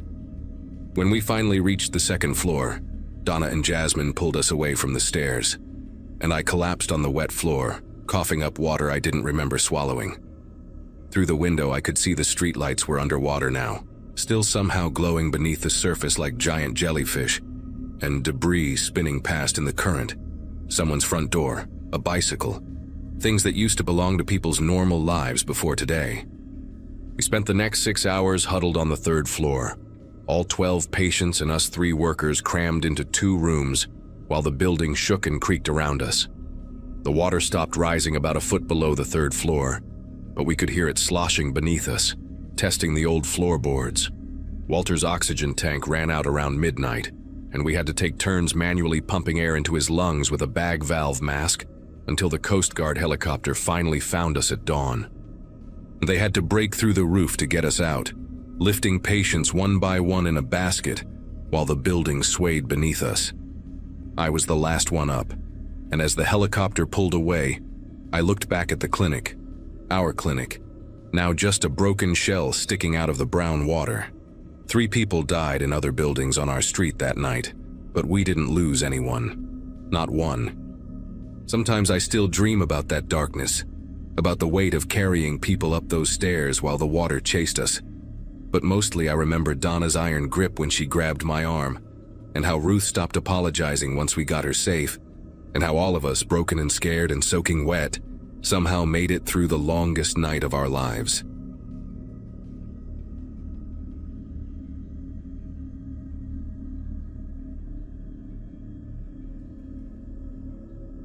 The power went out around 7 that evening, right when I was heating up leftover Chinese food from the place down on Vermont Avenue. Living alone for the first time at 31 wasn't exactly where I thought I'd be after the divorce, but the apartment on the 4th floor had become my sanctuary, my little corner where I could finally breathe again. The microwave beeped once, then everything just died. The hum of the refrigerator, the air conditioning unit struggling against the September heat, even the faint buzz from the fluorescent light in the hallway outside. The building manager, Frank, had warned us about rolling blackouts with all the heat waves hitting the city lately. Said the grid couldn't handle everyone blasting their AC units at the same time. I grabbed my phone to check the power company's website, but the signal was barely crawling, probably because everyone in the neighborhood was doing the exact same thing. I lit a few candles I'd bought from the dollar store, vanilla and cinnamon, a weird combination, but they were on sale, and settled onto my couch with a book, figuring I might as well make the best of it. The apartment felt different in the candlelight, shadows dancing in corners I'd never noticed before, making familiar furniture look strange and distorted. Around 9, maybe 9:30, I heard footsteps in the hallway, heavy ones, like someone wearing work boots or something similar. Nothing unusual there. People came and went at all hours in this building, mostly young professionals and a few older couples who'd been here since the 90s. But then the footsteps stopped right outside my door, and I waited for the sound of keys jingling, a door opening, but nothing came. After maybe a minute, they continued up the stairs to the 5th floor, each step echoing in the silent building. The unit directly above mine, 5B, had been empty for 3 months after old Mr. Garrett moved to Phoenix to live with his daughter. That's when I heard it, a door closing upstairs followed by more footsteps. But these were different, softer, like someone trying not to make noise. The ceiling in my living room creaked in that specific way it does when someone walks across the floor above, a sound I'd gotten used to when Mr. Garrett lived there with his ancient cat Patches. My first thought was maybe Frank was showing the apartment to someone, even though 9 at night seemed like a strange time for that. But then again, people in this city worked weird hours. I went back to my book, some thriller I'd grabbed from the library about a woman who finds out her neighbor is a serial killer. Probably not the best choice for a blackout, but I was already halfway through. The footsteps continued for maybe 10 minutes, pacing back and forth, and then came this rhythmic tapping, like someone dropping marbles one by one onto the hardwood floor. The sound was oddly specific: 5 taps, pause, 3 taps, pause, then 5 again, repeating over and over until I couldn't concentrate on reading anymore. I grabbed my phone to text Frank about someone being in 5B, but my battery was at 12% and still no signal. The tapping stopped abruptly, replaced by complete silence that somehow felt heavier than before. I stood there in my living room, holding my phone like it might suddenly spring to life with answers, when I heard what sounded like furniture being dragged across the floor upstairs. Not the casual rearranging kind of sound, but slow, deliberate scraping that made my teeth hurt. The candles flickered, probably from me walking past them too quickly, but in that moment it felt like the whole apartment was holding its breath. Then came the knock, not from upstairs but from my front door. 3 solid raps that made me jump hard enough to knock over my glass of water on the coffee table. I crept toward the door, avoiding the squeaky floorboard near the kitchen, and looked through the peephole, but the hallway was pitch black. Not even the emergency exit sign was working. "Who's there?" I called out, trying to keep my voice steady, but it came out thin and shaky. No response. I pressed my ear against the door, listening for breathing, movement, anything. But there was nothing except the sound of my own heartbeat thundering in my ears. My neighbor across the hall, Mrs. Gonzalez, usually kept her TV on until midnight. But tonight there was no muffled sound of game shows or telenovelas bleeding through the walls. The whole building felt abandoned, like everyone had evacuated except me. I backed away from the door, grabbed the biggest knife from my kitchen drawer, the one I'd bought for cutting watermelons but never actually used, and sat on my couch facing the entrance. 5 minutes passed, then 10, and I started to think maybe I'd imagined it, or it was just someone at the wrong apartment, confused in the darkness. That's when my phone finally gave up, the screen going black just as I was trying to dial 911, leaving me with no way to call for help. The footsteps upstairs started again, but now they were moving in circles, around and around, like someone was looking for something they'd dropped. I could track their path by the creaking, living room, bedroom, bathroom, kitchen, then back to the living room over and over in the same pattern. My candles were burning low, maybe an hour of light left if I was lucky, and I started calculating how long until sunrise, trying to remember if it was closer to 6 or 6:30 this time of year. Then I heard something that made every muscle in my body tense up. The sound of my doorknob turning, slowly, testing to see if it was locked. Thank God I'd gotten into the habit of deadbolting it after that creepy delivery guy incident last month. The knob turned back and forth a few more times, more aggressive now, and then stopped. I held that knife so tight my knuckles ached, staring at the door, waiting. The footsteps upstairs had stopped too, and for a moment everything was completely still, like the building itself was waiting to see what would happen next. A new sound broke the silence, faint knocking coming from above, not like someone at a door, but like knuckles against the floor, right above where I was sitting. 3 knocks, pause, 3 knocks, pause, directly over my head as if someone was lying on the floor up there, tapping down at me. I moved to the kitchen, and after a few seconds, the knocking followed, staying right above me. When I stepped into my bedroom, it followed there too, tracking my movements perfectly through the ceiling. My mind was racing, trying to make sense of it. Maybe someone had broken into 5B. Maybe they were on drugs or having some kind of episode. But how could they know exactly where I was in the dark? The knocking grew louder, more insistent, and then it hit me like ice water in my veins. Whoever was up there had been in my apartment before, knew the layout, knew which floorboards lined up with which rooms below. The realization made me want to throw up, and I had to lean against the wall to steady myself. I decided to make a run for it, grab my keys and get out, sleep in my car if I had to. Anything was better than staying here. But as I rushed toward the hallway where I'd left my purse, I heard something that stopped me cold. Footsteps inside my apartment, in my bedroom, even though I was standing in the living room. Not possible, I thought. I would have heard someone come in, but there it was, the unmistakable sound of my closet door sliding open, the one that always stuck and made that specific grinding noise. My bedroom was only 15 feet away, but it might as well have been a mile. The footsteps moved around in there, unhurried, like someone familiar with the space, opening drawers, moving things around.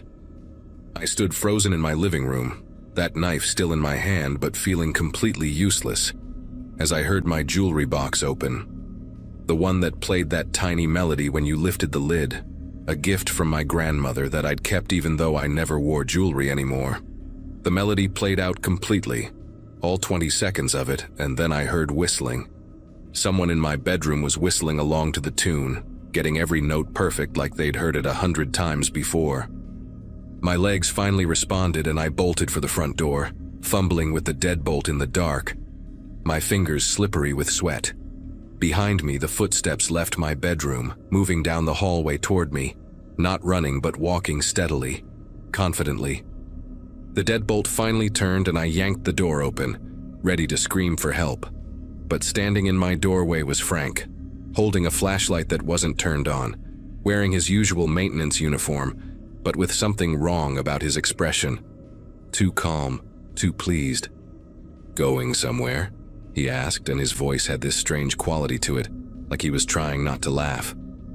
Behind me, the footsteps from my bedroom had stopped, and when I glanced back, there was nobody there, just my empty hallway and the dying candlelight flickering from the living room. "Frank, someone's in my apartment," I whispered, my voice barely working. He tilted his head, that weird, almost smile still on his face, and took a step forward, forcing me to step back into my apartment. "Nobody's here but us," he said, pulling something from his pocket, a key ring with way too many keys, jangling them slowly. "Checked all the units during the blackout, making sure everyone's safe. Found some interesting things in 5B though." Mr. Garrett left some furniture behind, had to move it around to check the windows. He stepped inside fully now, closing my door behind him with his foot. Funny thing about these old buildings, he continued, walking past me into my living room like he owned the place. The maintenance tunnels between floors. Most people don't even know they exist. Perfect for checking pipes, electrical work, moving between units without using the hallways. My brain was screaming at me to run, but he was between me and the door now, still jangling those keys, and I realized one of them was labeled 4D, my apartment. "Been checking on you for months," Frank said, sitting down on my couch like we were old friends catching up. "You know, after your divorce, living alone, thought you might need someone looking after you.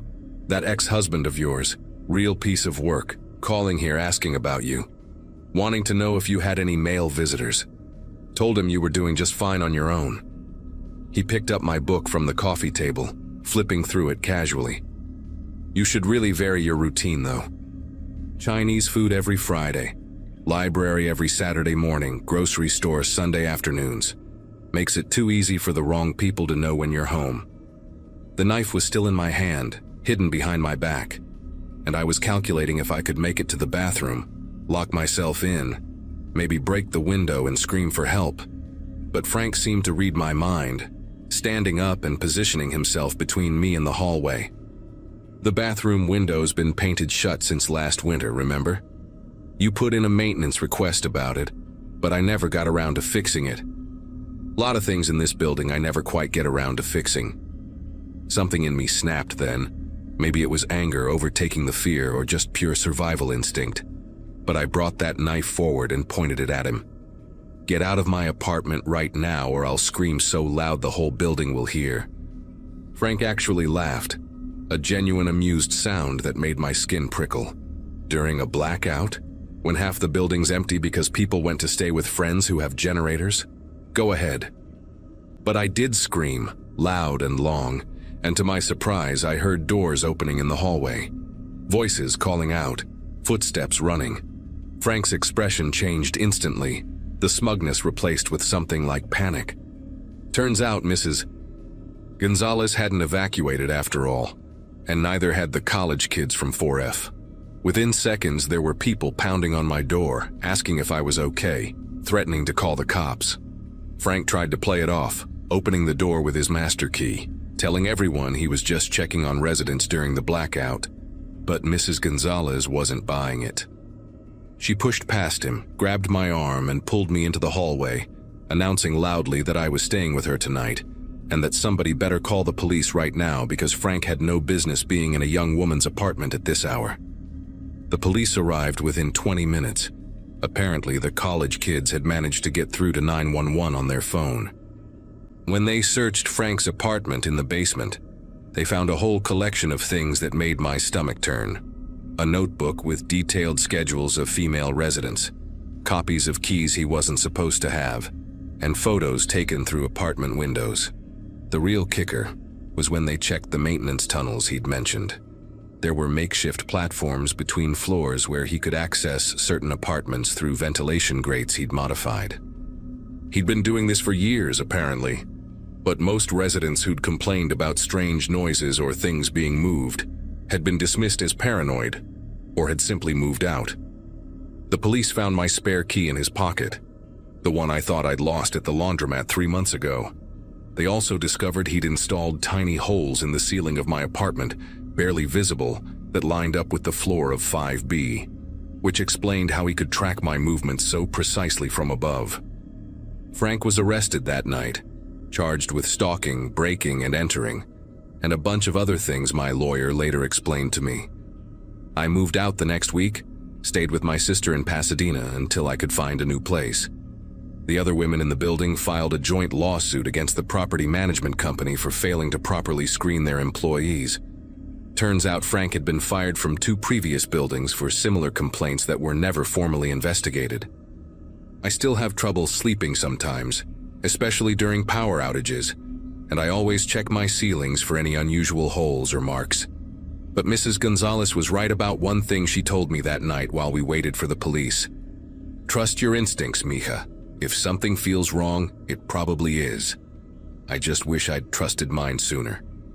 These days, I live in a building with multiple security cameras, electronic locks that track every entry, and most importantly, no maintenance tunnels between floors. And I never, ever ignore footsteps in the night.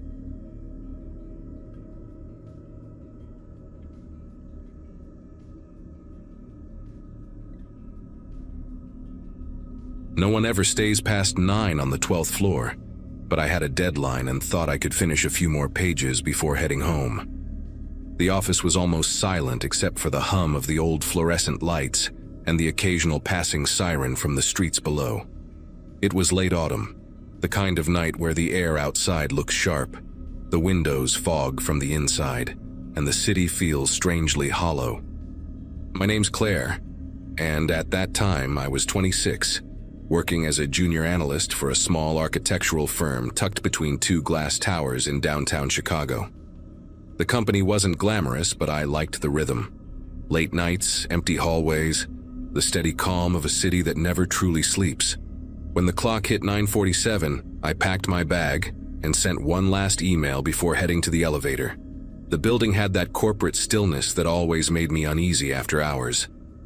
Even the air conditioning sounded unsure of itself. The elevator button glowed faintly when I pressed it, reflecting off the metal panel. I remember glancing at my phone, 11% battery, before stepping inside.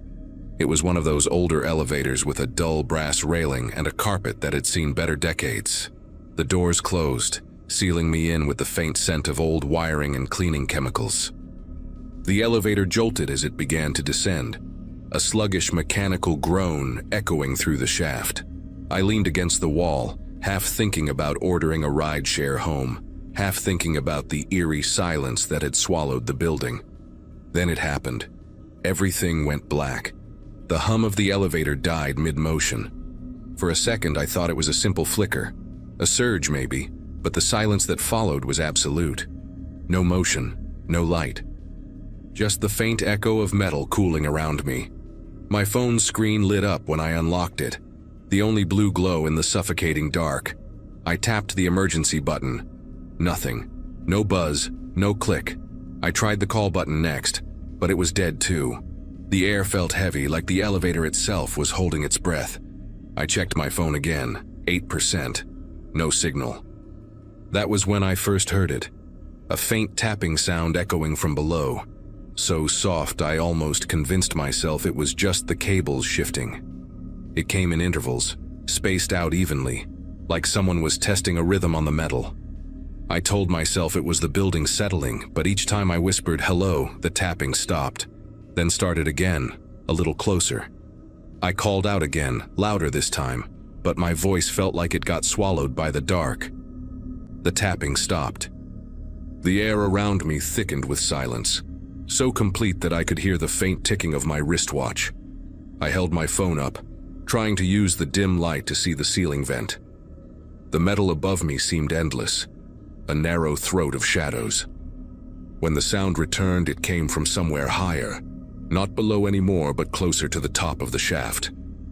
It was deliberate now, each strike echoing longer than the last, like something metallic brushing along the walls, dragging itself closer inch by inch. I thought about forcing the doors open, but my legs wouldn't move at first. I kept telling myself it had to be maintenance workers trying to fix the power, but that lie didn't hold up when I heard what sounded like knuckles.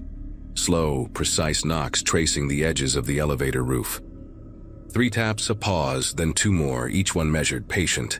I whispered again, "Is someone there?" This time the sound answered immediately. 1 sharp tap in return. Not random, not cables.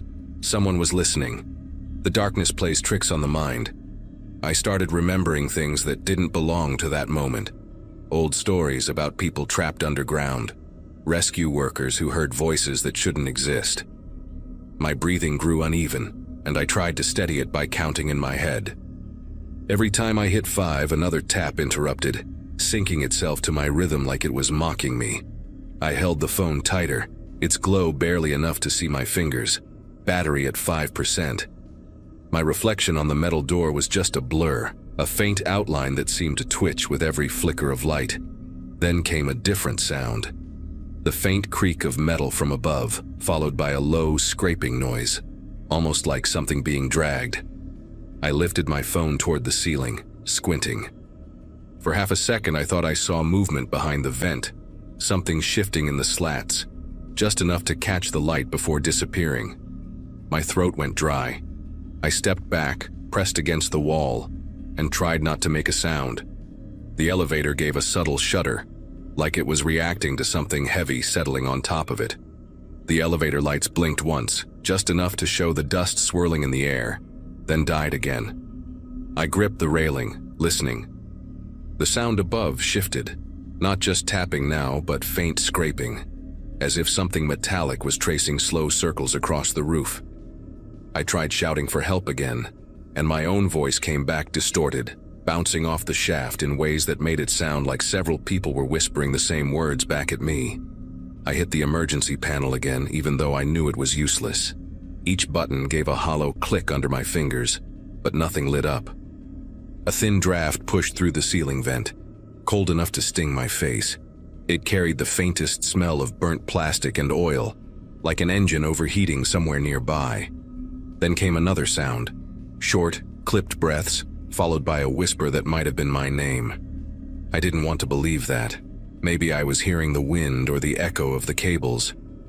I backed into the corner and watched the narrow vent above me, my phone light trembling across the edges. The air seemed to hum now, like a low vibration buried beneath the silence. When the elevator shook again, it wasn't random. It moved just once, a single deliberate drop of a few inches before halting. The cables groaned under the weight, and that sound from the roof, the dragging metal, stopped completely. For a moment there was only stillness. Then a single knock came from directly above my head, followed by another, slower one on the wall beside me. I pressed my ear against the cold surface and heard something slide downward, a noise so close it felt like it was tracing my outline through the steel.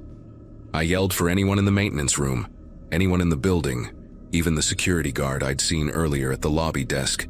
Nothing came back. The air felt warmer suddenly, as if the walls were breathing with me. My phone dimmed to 1%, and the blue light barely reached the corners of the elevator. The next sound wasn't tapping or scraping. It was a quiet laugh. Not loud or mocking, just a low, broken chuckle that stopped as soon as I lifted my head. That was the last thing I heard before the light finally died. When the light vanished, I thought I'd gone deaf too. The silence wasn't empty, it was dense, pressing against my ears, making every breath feel like it belonged to someone else. I slid down the wall, clutching the phone that had become useless. My heartbeat filled the space, fast and uneven. I waited for the tapping to return, for anything to break the stillness, but the dark stayed whole. Minutes, maybe hours passed like that. I had no way of knowing. The air tasted metallic, and I could hear faint pops from the elevator's wiring cooling off. Every sound became a question. Was it me or something else? When the elevator finally moved, it was so sudden I barely had time to react. It jerked once, then began descending again, slow but steady. The lights didn't come back, but I could feel motion, that subtle pull under my feet that made my stomach tighten. Somewhere far below, I could hear the faint hum of generators. I thought I was being rescued. I remember crying out, "Hello, can anyone hear me?" No answer. The tapping didn't return either. Only the mechanical groans of the shaft as the elevator crawled downward, stopping with a gentle bump. The doors slid open into complete darkness. No lobby lights, no emergency lamps, not even the glow of street lights through the glass. I stepped out carefully, hands brushing against the cold marble wall until I found the main hallway. The building was dead silent. My shoes clicked against the floor, echoing back at me, but something about the echo wasn't right. It came a second too late, like it was chasing me. I walked faster until I reached the glass entrance. Outside, the city was pitch black. Every building, every sign, every light, gone. Only the red sky above, faint and unnatural, lit by something distant. When power finally returned, I was sitting on the curb outside, surrounded by flashing emergency lights and strangers who'd gathered from nearby buildings. No one else had been trapped in an elevator that night. When I told a firefighter what I'd heard, the knocking, the voice, the sound above, he said it was probably pressure from the cables, the kind of thing panic makes worse. But even as he spoke, I kept watching the elevator doors through the glass. They opened once more, just slightly as if breathing. Something metallic shifted inside. And for a brief moment, I swore I heard that slow, rhythmic tapping again. One last time.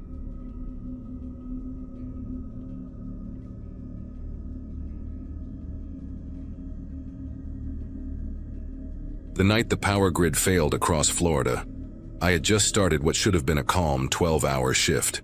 My name's Aaron, and at that time I was the only nurse on duty in the ICU wing of a small coastal hospital. Most of the staff had gone home early because of the storm warnings. The air was thick and heavy, pressing against the windows like it wanted in. The lights flickered twice, and then the entire world outside the glass went dark. I remember standing by the monitors, hearing every machine sigh as the power cut out, and for a second, it felt like the building itself was holding its breath. The generator kicked in after a few seconds, buzzing from somewhere deep in the lower floors. The relief that washed over me was short-lived. The hum sounded strained, almost sick. We had 3 patients on life support that night: an older man recovering from heart surgery, a woman in a coma after a car accident, and a teenage boy with severe asthma complications. Their lives hung on those machines, and suddenly, I became the only thing standing between them and silence. An hour passed before the temperature began to climb. Without full ventilation, the ICU started to feel like an oven. The walls seemed to radiate heat. I tried calling the emergency line, the maintenance team, anyone. Nothing. Every call ended in static. I told myself help was on the way, that power crews were out there fixing things. But then the generator coughed once, twice, and went quiet. The machines followed one after another, their beeps stretching into a flat, suffocating line. That silence was like gravity, thick and absolute. I could hear my own heartbeat, the shallow rasp of the old man's breathing, and something else, faint but rhythmic. Footsteps, slow, deliberate, echoing down the main corridor. I thought maybe it was security coming to check on me, but the sound stopped right outside the ICU doors. I waited for them to open. They never did. I stayed by the door for a long moment, waiting for whoever was out there to say something. Nothing came through the glass, no shadow, no whisper, just that faint echo dying away in the hallway. The backup lights in the ceiling were out, so I grabbed my small pen light and aimed it toward the corridor. The beam reached only a few feet before being swallowed by darkness. I told myself it could be the pipes expanding in the heat or a cart rolling on its own. But it did not sound mechanical. It sounded human, someone pacing just beyond the door, stopping when I moved. When I turned back to the patients, sweat had soaked through my scrubs. The temperature kept climbing, and the air felt thick enough to choke on. I went through the supply room and found 3 portable oxygen tanks, 2 nearly full, 1 less than half. I lined them on the counter and stared at them for a long time. I had always trusted protocols, flowcharts, supervision, but there was none of that now. The emergency radio was silent, and the backup power room was several floors down. Every minute that passed meant less air for the people who could not ask for it. I decided to start with the boy. His chest barely moved, and without the ventilator, his breathing sounded fragile, like paper crumpling. I attached one of the full tanks to his mask and watched the line of his pulse steady. The old man was gasping quietly, his skin turning gray. I gave him the second tank, adjusting the flow as I had done hundreds of times before. The woman in the coma did not move at all, but her monitor showed faint electrical flickers, a heartbeat trying to stay alive. I stared at the last half-empty tank and felt my throat close up. Somewhere down the hallway, something metal clattered to the floor. It was distant but sharp, echoing through the hollow corridors. I stepped outside the ICU for a moment, shining the pen light down the empty stretch. The hospital had never felt so enormous. Wheelchairs, carts, and gurneys stood frozen in the dark, their shapes distorted by the faint red glow of emergency exit signs. The smell of antiseptic mixed with heat made me dizzy. Then, from the far end, came the slow scrape of a shoe on tile. Once, then again, deliberate, like someone dragging their feet toward me. The scraping stopped halfway down the hall, and the air seemed to thicken with every second that passed. I whispered a name, just a reflex asking if anyone was there, but only the hum of the emergency lights answered me. The idea of leaving the patients alone terrified me more than whatever might be walking those corridors. I stepped back inside and locked the ICU door. Though I doubted the thin latch would stop much, the generator room came to mind again, but the thought of navigating that dark maze alone made my stomach knot. I sat between the beds, the small beam of my pen light trembling across the walls, waiting for a sound that would tell me what to do. Hours blurred together, the oxygen gauges kept falling, and I could not shake the thought that rescue crews might never come. I rotated the tanks as best I could, giving each patient bursts of air, counting the seconds under my breath. When I pressed my ear against the wall, I could hear the faint pulse of the storm outside. Rain, wind, and maybe distant sirens too far to matter. Then the footsteps came again, slower, heavier, as if whoever it was had learned the rhythm of my movements and matched them.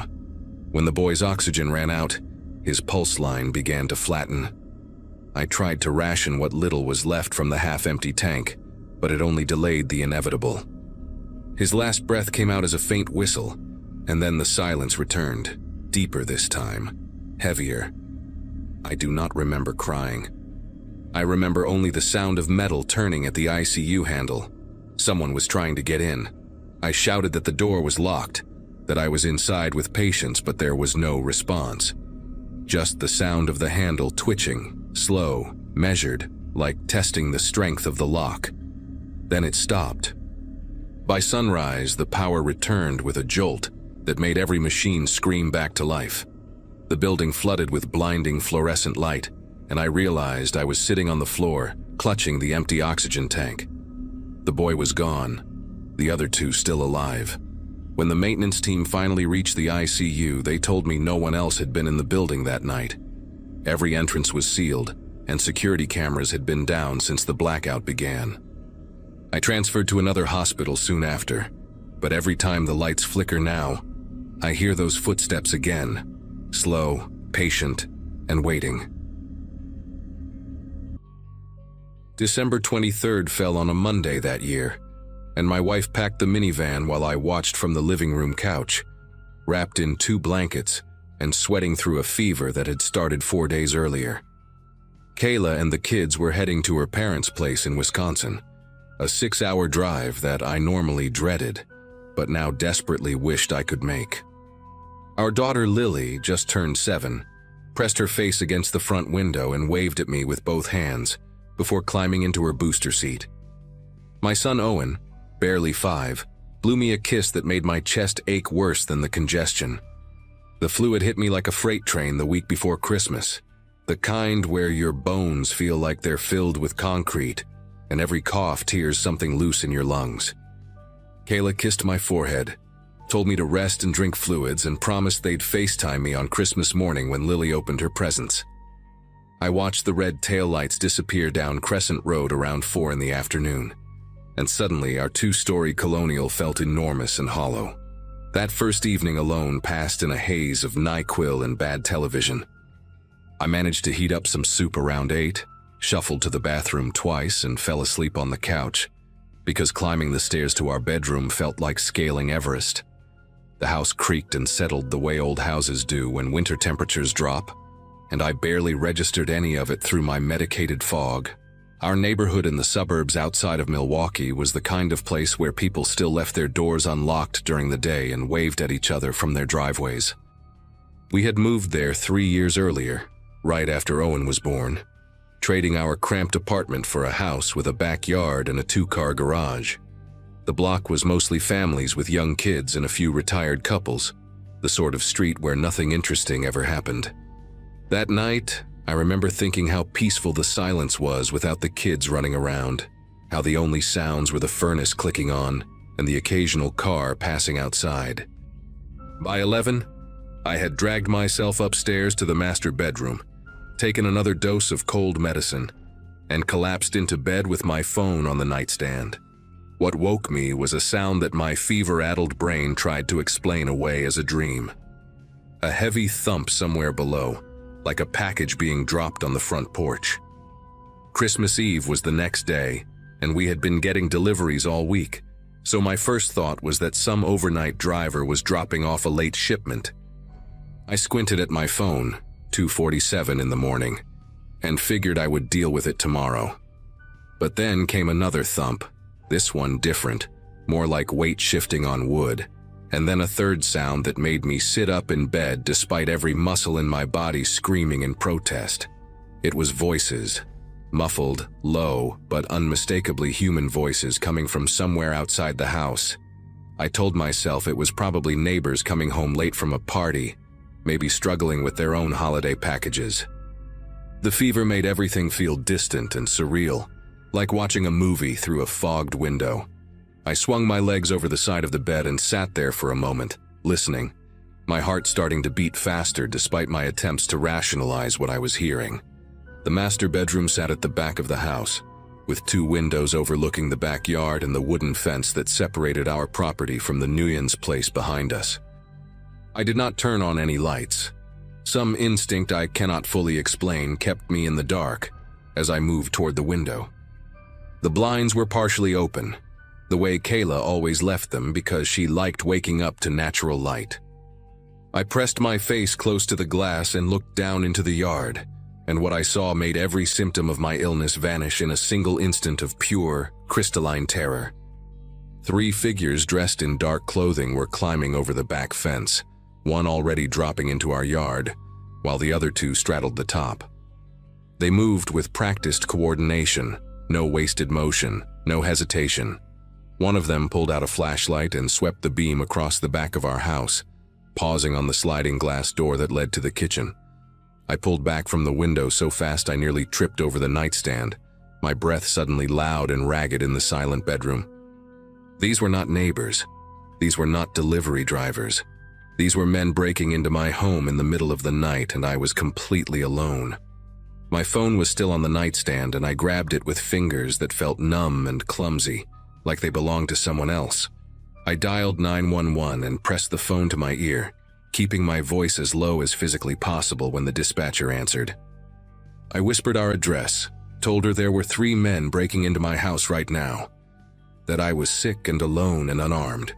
She asked me to stay on the line and told me officers were being dispatched, but her voice sounded impossibly far away, like she was speaking from the bottom of a well.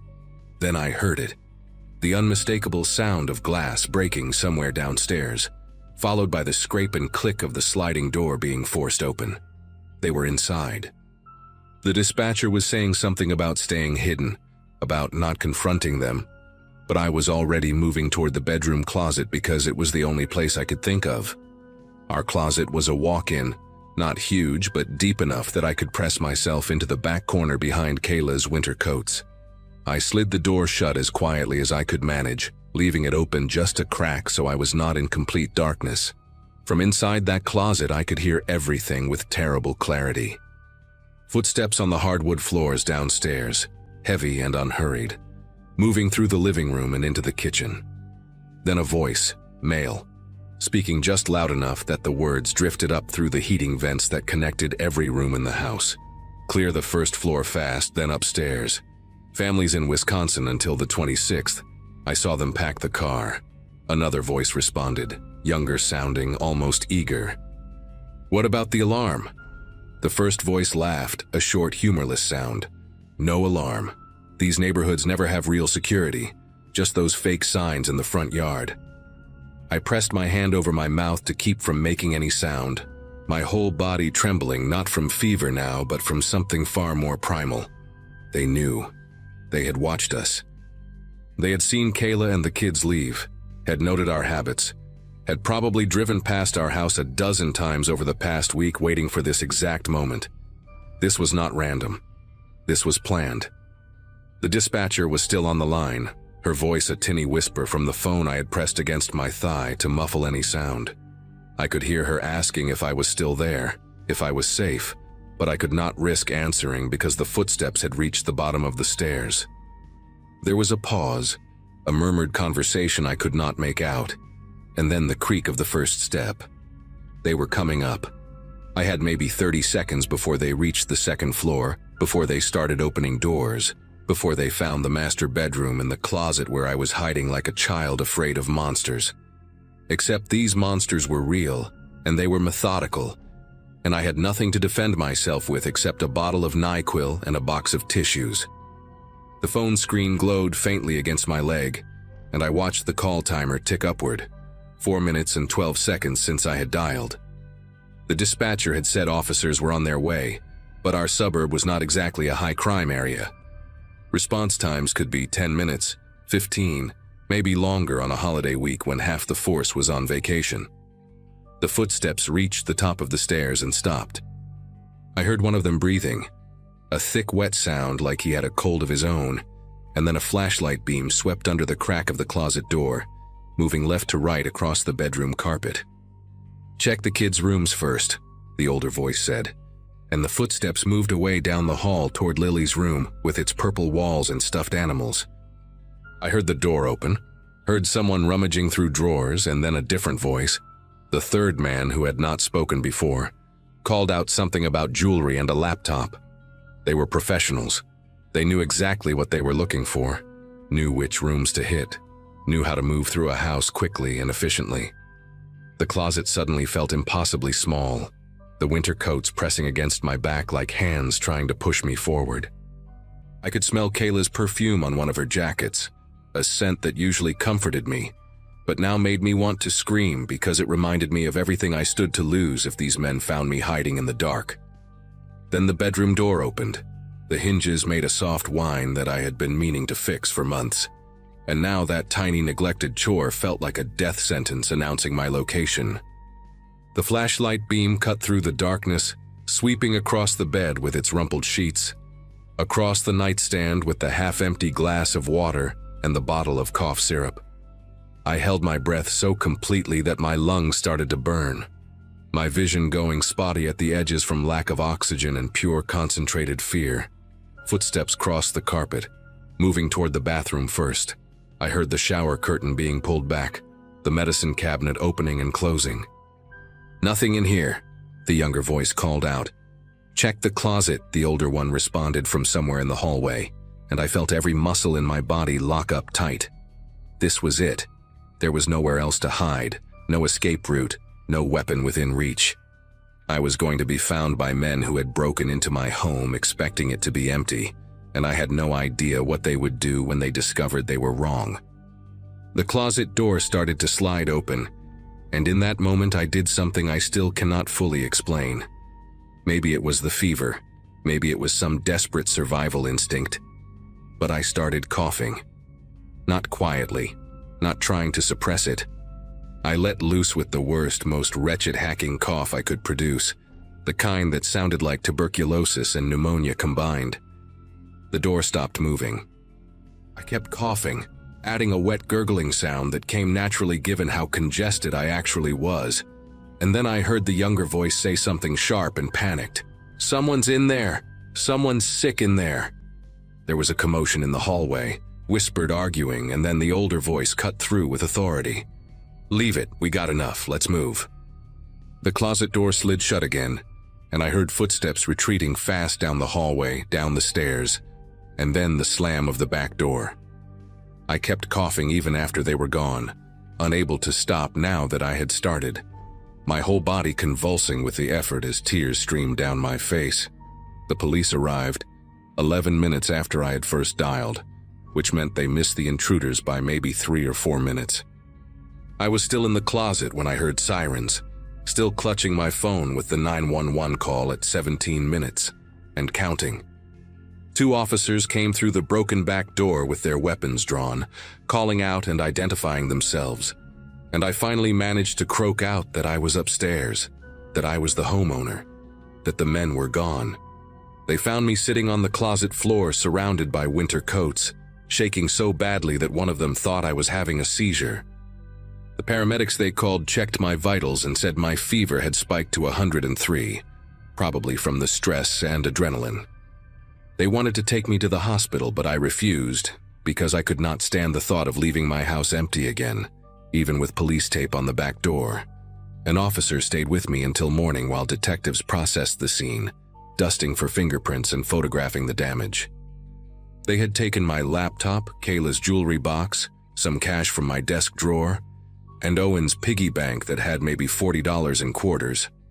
I called Kayla at 6 in the morning and told her what happened, and she drove back that same day with the kids, cutting their trip short by 3 days. We installed a real security system the week after Christmas, cameras and motion sensors, and an alarm that connects directly to the police department. The detectives caught 2 of the 3 men about a month later. They had been running the same operation across 4 counties, targeting houses where families had visibly left for the holidays. The younger one, the one whose panic at my coughing probably saved my life, was only 19 years old. He told the police that they specifically looked for signs that homeowners were traveling: cars loaded with luggage, piled up mail, dark windows at night. They had watched our house for a week before deciding it was safe. What they never counted on was a sick husband staying behind. I still think about that night sometimes, especially during the holidays when the house gets quiet and I hear sounds I cannot immediately explain. That closet is just a closet now, full of clothes and shoes and normal everyday things. But every time I open the door, I remember what it felt like to hide there in the dark, listening to strangers move through my home, waiting to be found.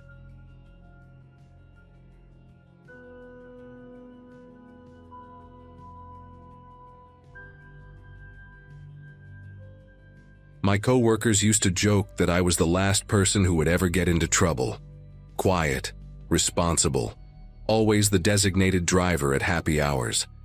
That was me at 24, fresh out of college and working my first real corporate job at an insurance firm in Richmond, Virginia.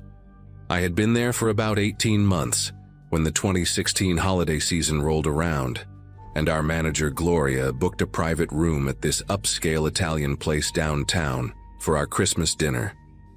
I remember spending an hour doing my makeup that night, wearing my nicest black dress, the pearl earrings my grandmother left me, and feeling like I had finally arrived somewhere in life. The restaurant had exposed brick walls, dim Edison bulbs hanging from the ceiling, and this gorgeous marble bar that made you feel important just by standing near it. I was so focused on having a good time, on fitting in with people I admired, that I never once considered anything could go wrong. 9 years later, I still get a knot in my stomach every time office holiday parties come around, because what happened after that dinner changed the way I move through the world forever. The dinner itself was perfect, almost annoyingly so in retrospect. Our group of about 15 people laughed, exchanged white elephant gifts, and drank way too much red wine for a Wednesday night. Gloria, this fierce woman in her 50s with silver streaks in her hair and a laugh that filled entire rooms, kept refilling my glass and telling embarrassing stories about difficult clients. By 10:30, most of us were tipsy and warm from the alcohol. That kind of buzzing happiness where everything feels soft around the edges. People started leaving in small groups around 11, calling Ubers and saying long goodbyes in the cold December air out front. I stayed until almost midnight talking to a guy from accounting named Peter, this tall redhead with a gap between his front teeth, who always made me laugh with his terrible puns. When I finally decided to leave, the temperature had dropped significantly, and a bitter wind was cutting through the street like a blade.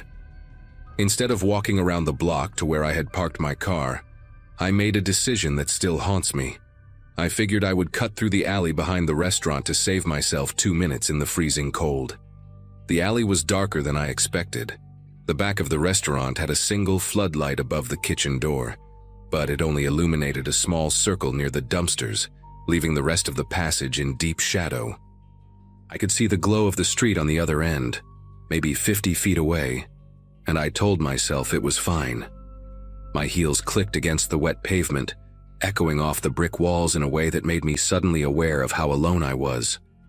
I pulled my coat tighter and walked faster, my breath forming little clouds in front of my face. I was maybe 15 feet into the alley when I heard footsteps behind me. Quick, deliberate, closing the distance.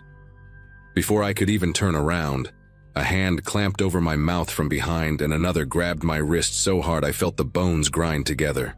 Someone dragged me sideways, and my ankle twisted as I stumbled, one of my heels snapping clean off.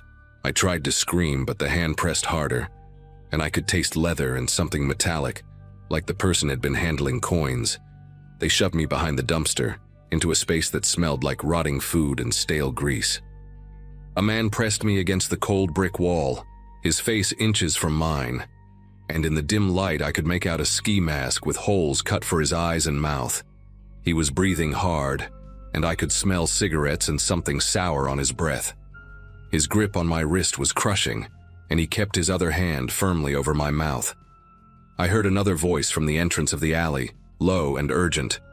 "Another one from the office party. Hurry before more come out." That sentence hit me like a punch to the chest. Another one. They had been waiting, watching us leave the restaurant one by one, picking off whoever wandered away from the group. This was not random. This was not bad luck. These men had planned this, had studied us through the window as we laughed and drank, knowing exactly what they were going to do when we stumbled out into the night. The man holding me yanked at my purse strap so hard it burned across my shoulder before snapping. I heard the contents spill somewhere on the ground, my lipstick rolling away, keys jingling against concrete. He shoved the purse at someone I could not see, and then his hands were on me again, pulling at my coat, patting my pockets. When his fingers found my phone in my jacket, he ripped it out and tossed it behind him. Then he saw my earrings, my grandmother's pearls. He reached for my ear and I did something I did not plan, something that came from a place of pure animal instinct.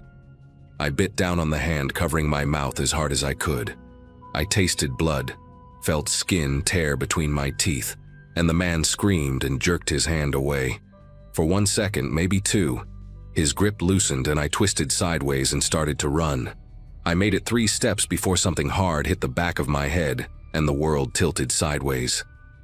I hit the ground on my hands and knees, my palms scraping against broken glass and gravel, pain shooting up my arms. Someone grabbed a fistful of my hair and pulled my head back. The man I had bitten was cursing, calling me names I will not repeat, and I could see blood dripping from his hand onto the pavement. The other one, the lookout, had come into the alley now, and he was younger than I expected. I caught a glimpse of acne scars on his chin below the edge of his mask. He kept looking back toward the street, nervous, bouncing on his feet. "Just get the jewelry and let's go," he hissed. "Someone's gonna come." The first man yanked my head back further and tore one earring out of my ear. The pain was blinding, white-hot, and I felt blood running down my neck into my collar. I screamed then, a real scream that echoed off the walls, and the younger one panicked. He grabbed the first man's arm and pulled him toward the back of the alley. Leave it, we gotta go." They took off running, disappearing through a gap in a chain-link fence I had not even noticed was there. And suddenly I was alone, kneeling in garbage and broken glass, bleeding and shaking in the dark. I do not know how long I stayed there. It could have been 30 seconds or 5 minutes. Time had become something fluid and unreliable. Eventually, I managed to get to my feet, using the dumpster to pull myself up, and I stumbled toward the street on one broken heel. My ear was throbbing, blood soaking into the collar of my dress, and I could feel something warm running down my scalp where I had been hit. When I reached the sidewalk, the world seemed too bright, too loud, even though the street was nearly empty. A couple walking their dogs saw me and the woman gasped, pulling out her phone immediately. I must have looked like something out of a horror movie. Mascara streaked down my face, blood on my neck and hands, my coat torn and dirty. The man took off his jacket and wrapped it around my shoulders, asking me questions I could barely process. Someone called 911. Someone else ran into the restaurant to get help. And then Gloria was there, her face pale and terrified, holding my hands and telling me I was going to be okay, that help was coming, that I was safe now. The police arrived before the ambulance. 2 officers, a man and a woman. and they asked me to describe what happened while we waited for the paramedics. I told them everything I could remember: the ski masks, the voices, the phrase about the office party. The female officer's expression changed when I mentioned that. She stepped away and spoke into her radio, and when she came back, she asked me the name of the restaurant and how many people had been at our dinner. I found out later what she had already known. I was the third person attacked that night. A woman named Sandra from our marketing department had been mugged 2 blocks away around 11:15, walking to her car after saying goodbye to everyone. A man named Craig from IT had been jumped near the parking garage at 11:45, beaten badly enough to need stitches above his eye. 3 attacks in less than an hour, all targeting people leaving the same Christmas party. The paramedics loaded me into the ambulance as this information sank in, and I remember staring at the ceiling of that vehicle thinking that none of this felt real, that I would wake up tomorrow and it would all have been some terrible wine-fueled nightmare. At the hospital, a nurse cleaned the wound on my ear where the earring had been ripped out. She told me I was lucky. The lobe had torn but not completely, and it would heal with proper care. Lucky. The word made me want to laugh and cry at the same time. A doctor examined my head, said I had a mild concussion, and told me to have someone wake me every few hours through the night. Gloria stayed with me the whole time, sitting in that plastic chair by the bed, texting updates to our co-workers. Around 3 in the morning, a detective came to take my full statement. His name was Franklin, a tired-looking black man in his 50s with gray at his temples and kind eyes that had seen too much. He told me what the police had pieced together so far. A crew of at least 4 people had been targeting corporate holiday parties downtown for the past 2 weeks. They would scout restaurants with private event rooms, watch the guests through the windows, note the jewelry and expensive coats, and then wait outside for people to leave drunk and alone.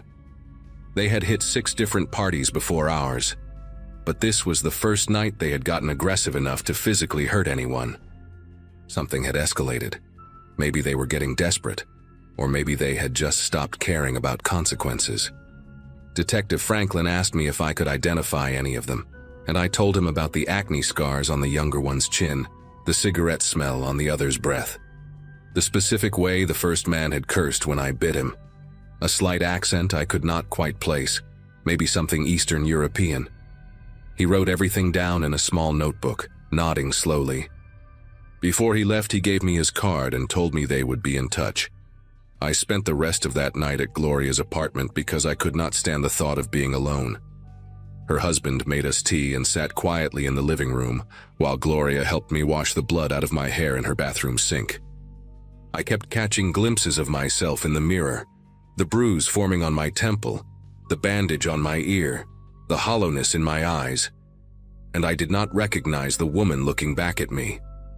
That confident girl who had done her makeup so carefully just hours before, who had felt so proud of her little black dress and her grandmother's pearls. She was gone. Something had been taken from me in that alley, something beyond the purse and the phone and the jewelry, and I did not know if I would ever get it back.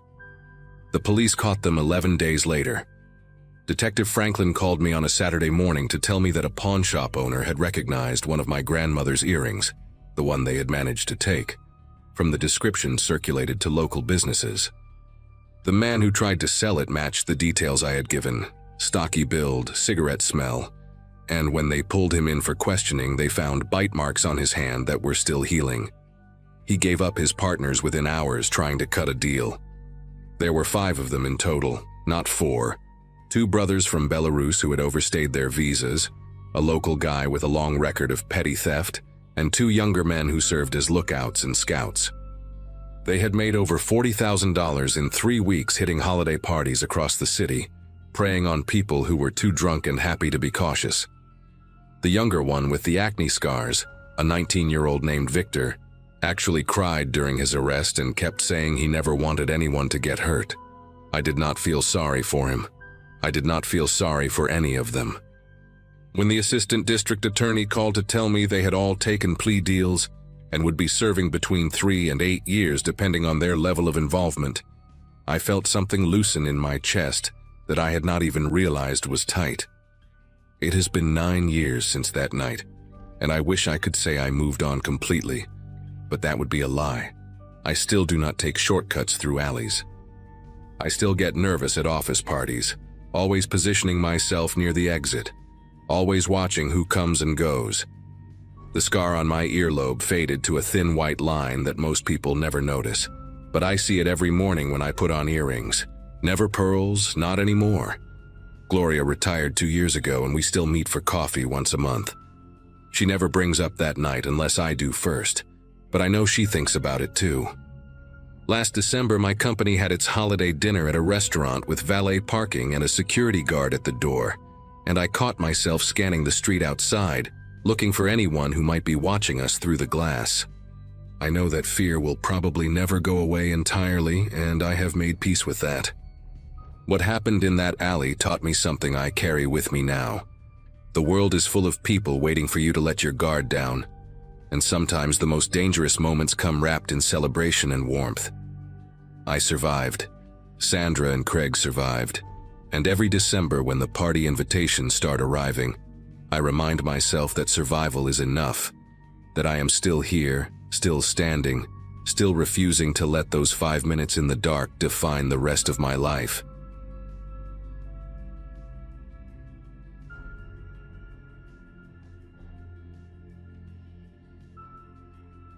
Corporate training conferences have a special way of draining your soul, and after 6 straight days of fluorescent lights and PowerPoint slides about logistics optimization, all I wanted was to get home before Christmas.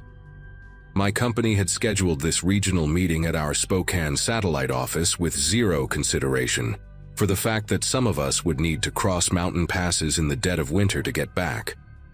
I worked as a logistics coordinator for a shipping company based in Salt Lake City, one of those jobs you fall into after college when your art history degree turns out to be worth less than the paper it was printed on.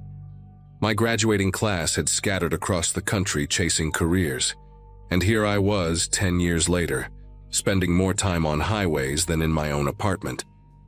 That Friday morning, I threw my overnight bag in the back of my Subaru Outback, grabbed the largest coffee the hotel lobby offered, and pointed myself toward Interstate 90 heading south. The December sky hung low and gray, pregnant with snow that the weather app swore would hold off until I was safely through the passes. I believed that little green checkmark more than my own gut, and that choice haunts me still. The first few hours passed without incident, just me and the hum of the heater. A true crime podcast filling the silence as I watched Montana unfold through my windshield. I stopped for gas outside Missoula, standing in a parking lot so cold that my breath crystallized the moment it left my lips, and texted my roommate Jenna that I should roll in around 9 or 10 that night. She responded with a row of Christmas tree emojis and promised her famous spiked hot cocoa would be waiting, the kind with cayenne pepper that warms you from the inside out. I remember smiling at my phone, picturing myself on our worn leather couch with a mug in my hands and my cat Oliver purring on my lap.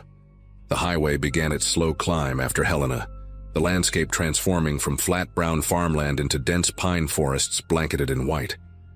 The mountains out there have a way of making you feel utterly insignificant, like civilization is just a thin veneer that nature tolerates, but could shrug off at any moment.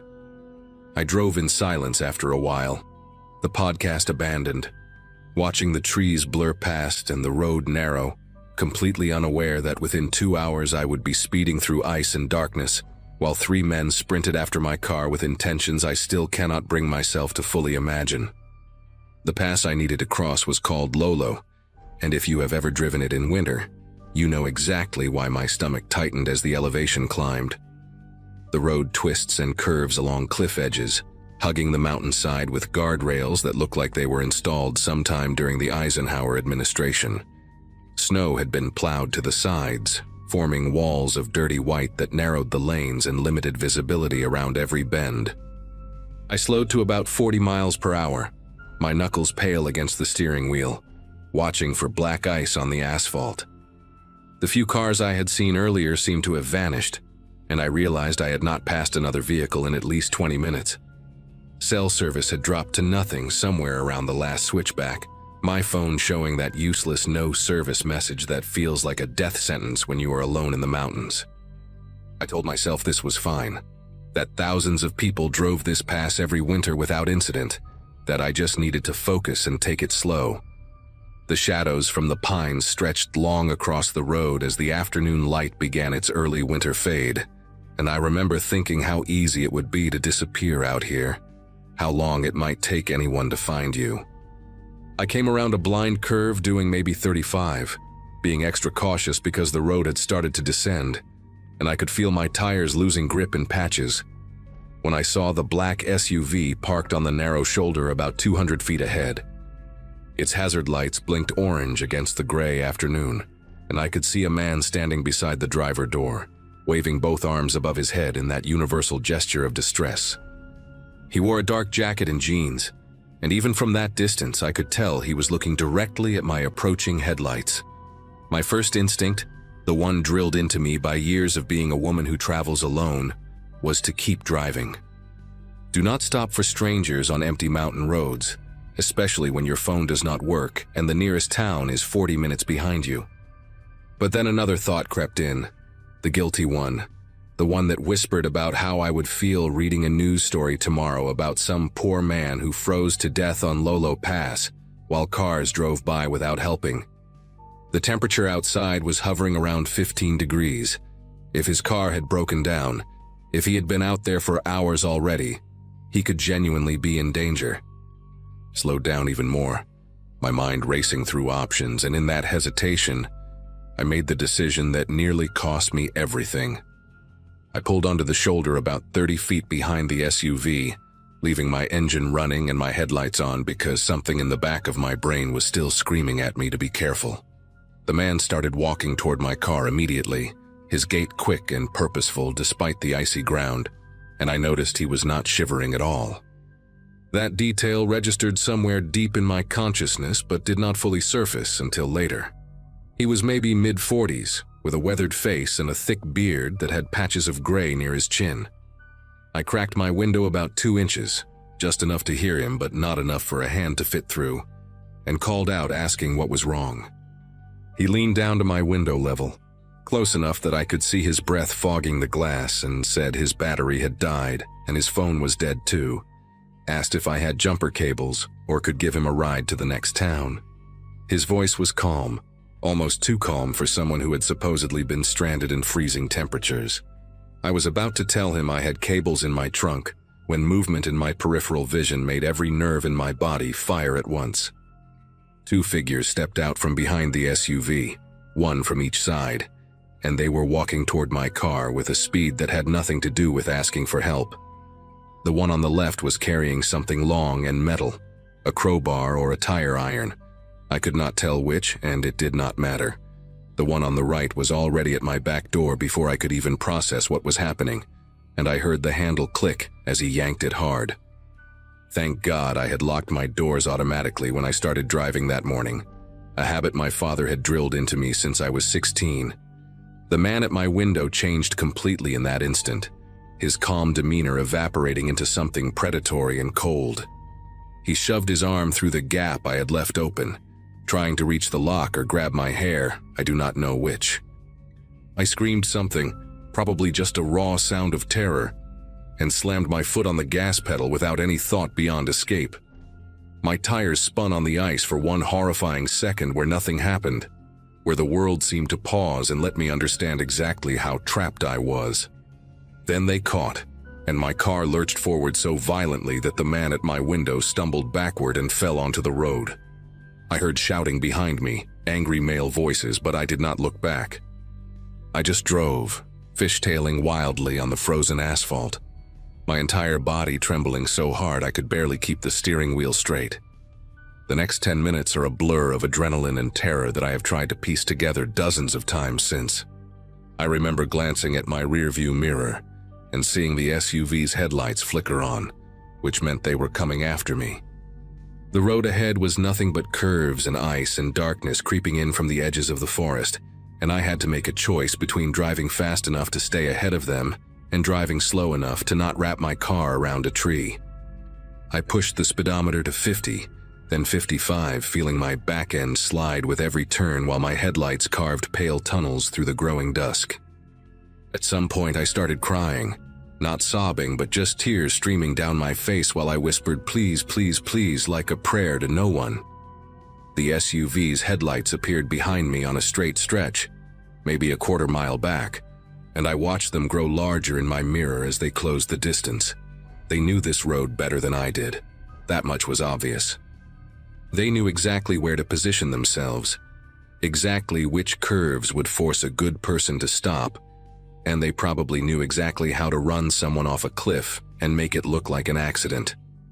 I do not know how long the chase lasted, whether it was 5 minutes or 15, but I remember the exact moment it ended. The road curved sharply to the left, and then opened up into a wider stretch where the trees pulled back from the shoulder. And sitting there like a mirage was a pickup truck with a camper shell parked at a scenic overlook. An older man in an orange hunting vest was standing outside the truck, a cigarette glowing between his fingers as he watched the last light fade over the mountains.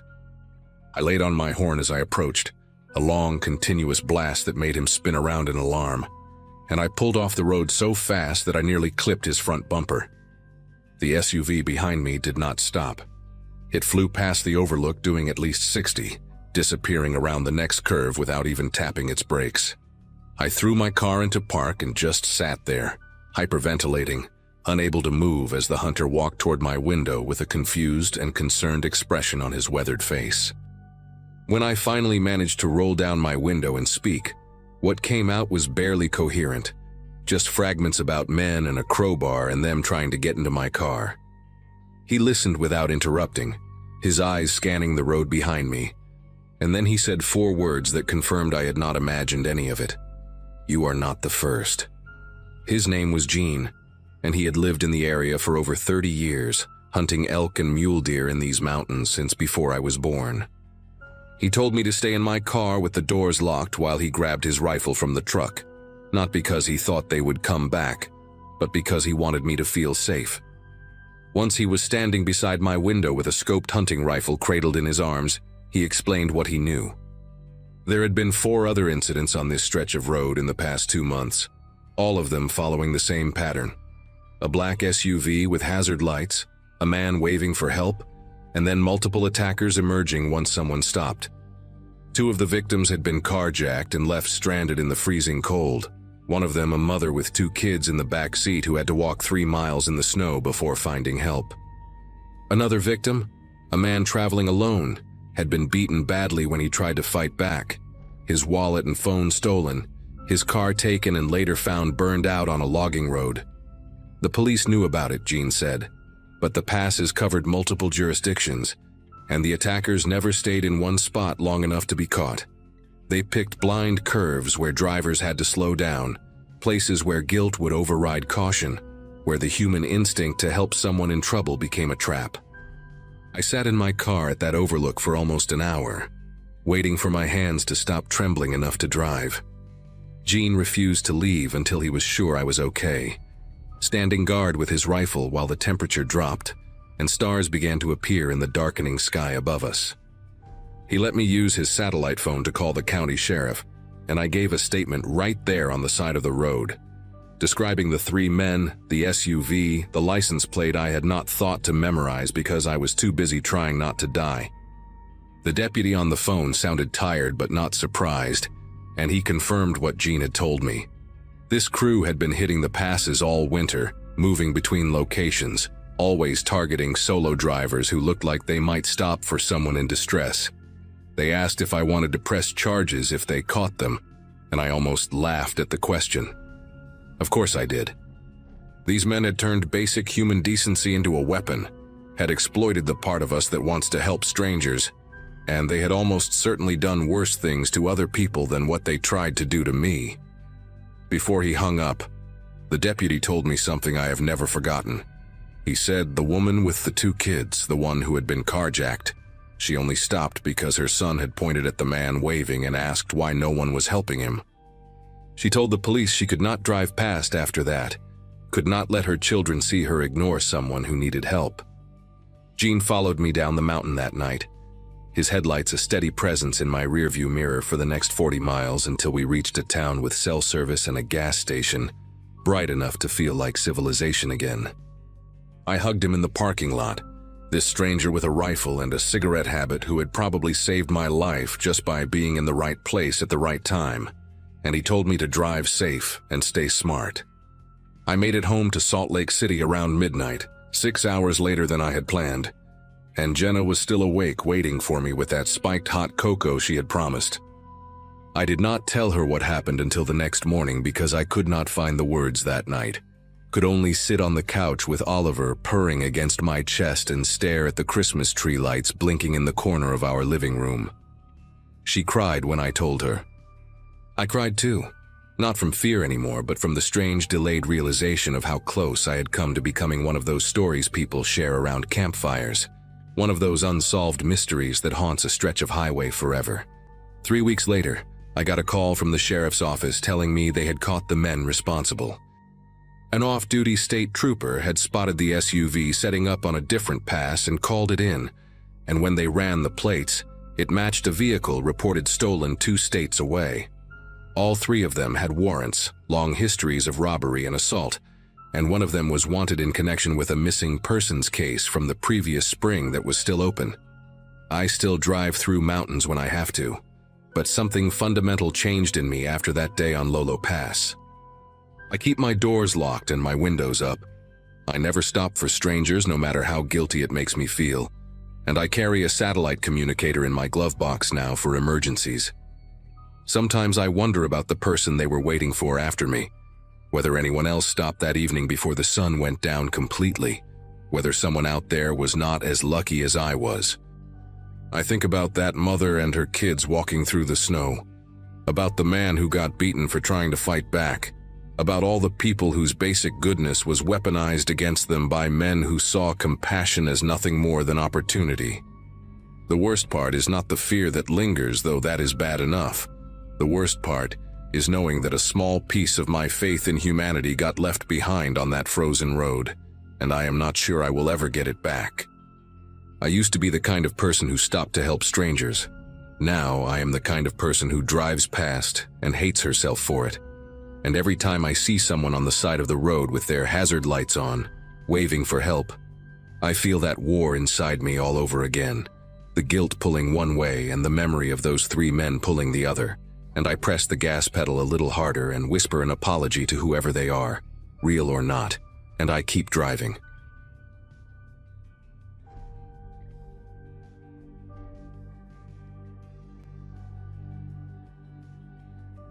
My buddy Corey and I had been sneaking through the Norfolk Southern freight yard since middle school.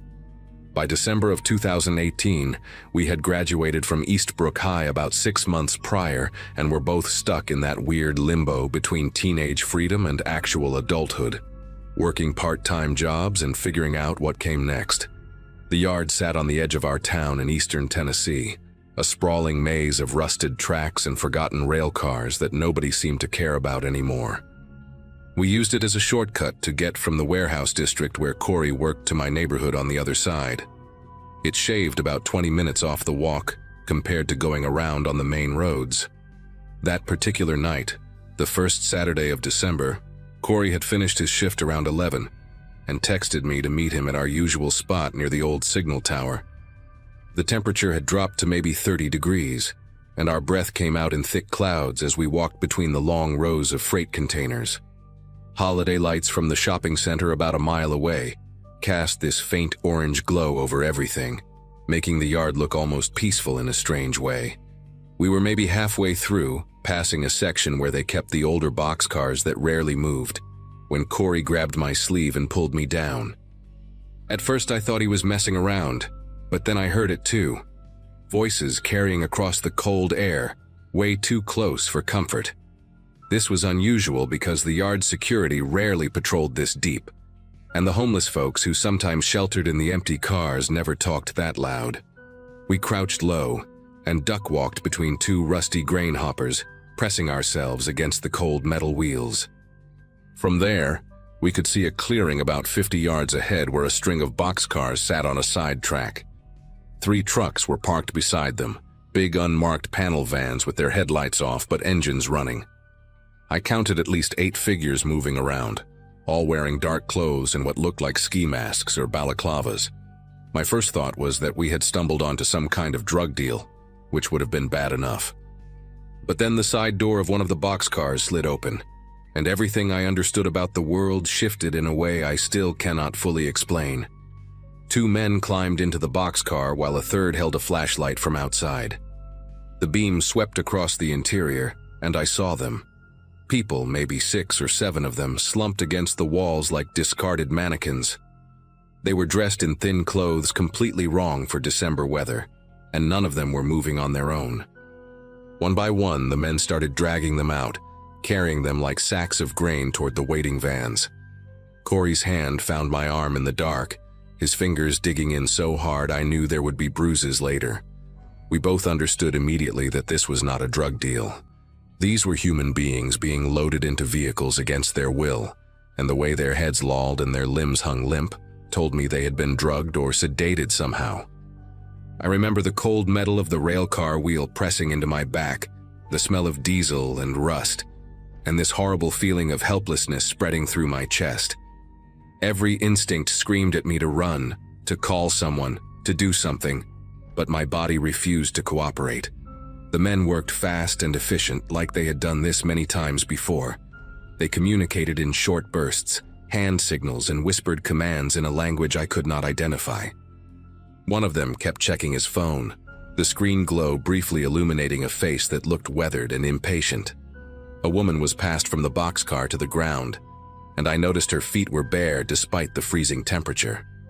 Her hair hung over her face in tangled clumps, and her arms showed dark marks that could have been bruises or dirt. It was hard to tell from where we hid. By now, they had transferred maybe 5 people into the first van, stacking them inside with zero regard for comfort or dignity. I wanted to believe I was dreaming, that I had fallen asleep at home and this was some kind of nightmare fueled by too many crime documentaries. But the cold was too real, the sounds too sharp, the fear too immediate. This was happening 20 feet away from us, and all Corey and I could do was watch and pray they did not look in our direction. That is when one of them woke up. A young guy, maybe around our age or a little older, suddenly jerked his head up as 2 men were carrying him toward the second van. His eyes went wide, and for a split second he seemed completely disoriented. Then pure animal terror took over. He thrashed so hard that he slipped from their grip and hit the gravel on his hands and knees. The men shouted, and the young guy scrambled to his feet and started running. He made it maybe 15 feet before one of the masked figures caught up to him, tackling him from behind with a brutal efficiency that made my stomach turn. I heard the impact, this wet thud of bodies hitting frozen ground, followed by muffled screaming as they pinned him down. Another man jogged over carrying what looked like a syringe, and within seconds the screaming stopped.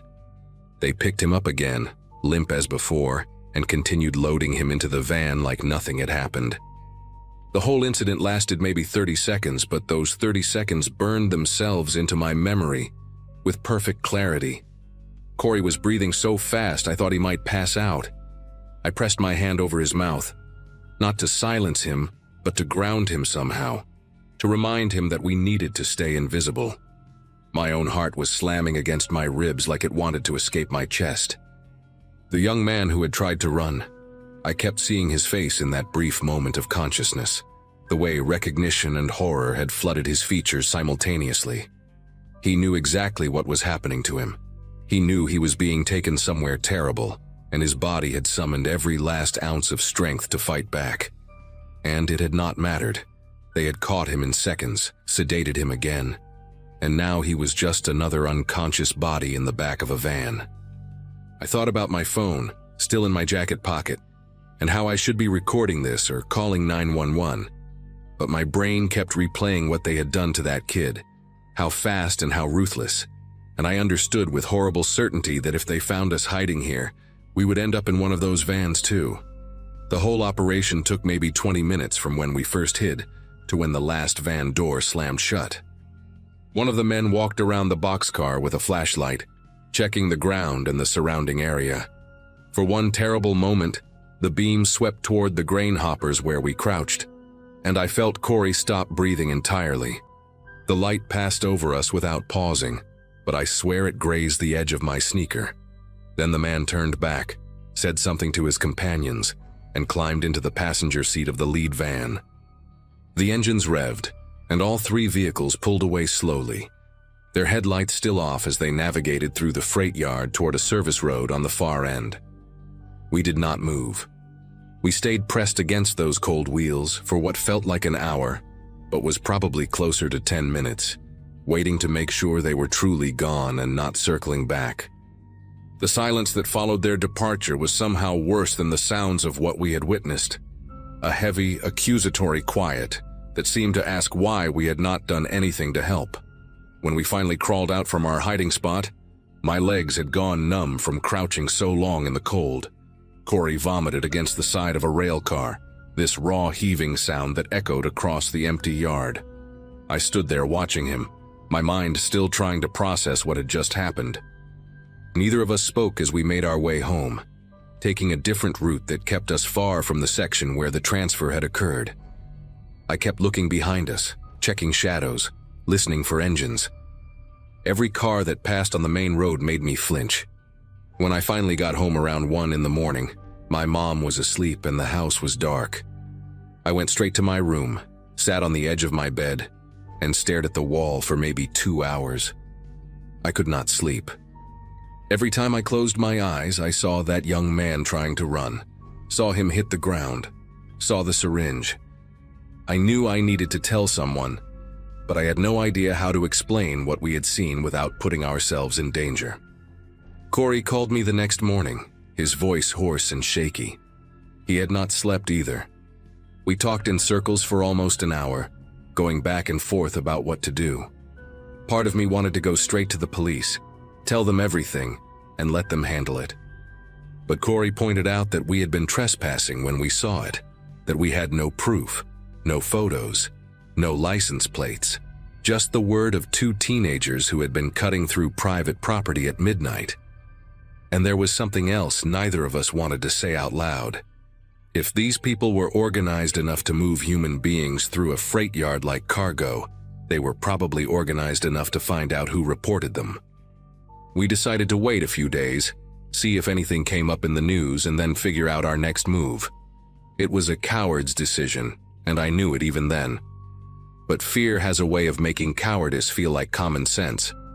4 days later, it was all over the local news. The county sheriff held a press conference announcing that 7 people had been reported missing over the past 2 weeks, all from small towns within a 100-mile radius. Most of them were undocumented immigrants, people who had come looking for work and had no family nearby to notice when they vanished. But one of them was a kid named Marco Delgado, 19 years old, who had been a senior at Eastbrook High the year before Corey and I graduated. I remembered him vaguely, a quiet guy who played trumpet in the marching band and always wore this beat-up denim jacket with patches sewn on the sleeves. When they showed his photo on the news, my entire body went cold. It was him. The young man who had woken up, who had tried to run, who had been tackled and sedated right in front of us. I recognized his face instantly, the shape of his jaw, the way his hair fell across his forehead.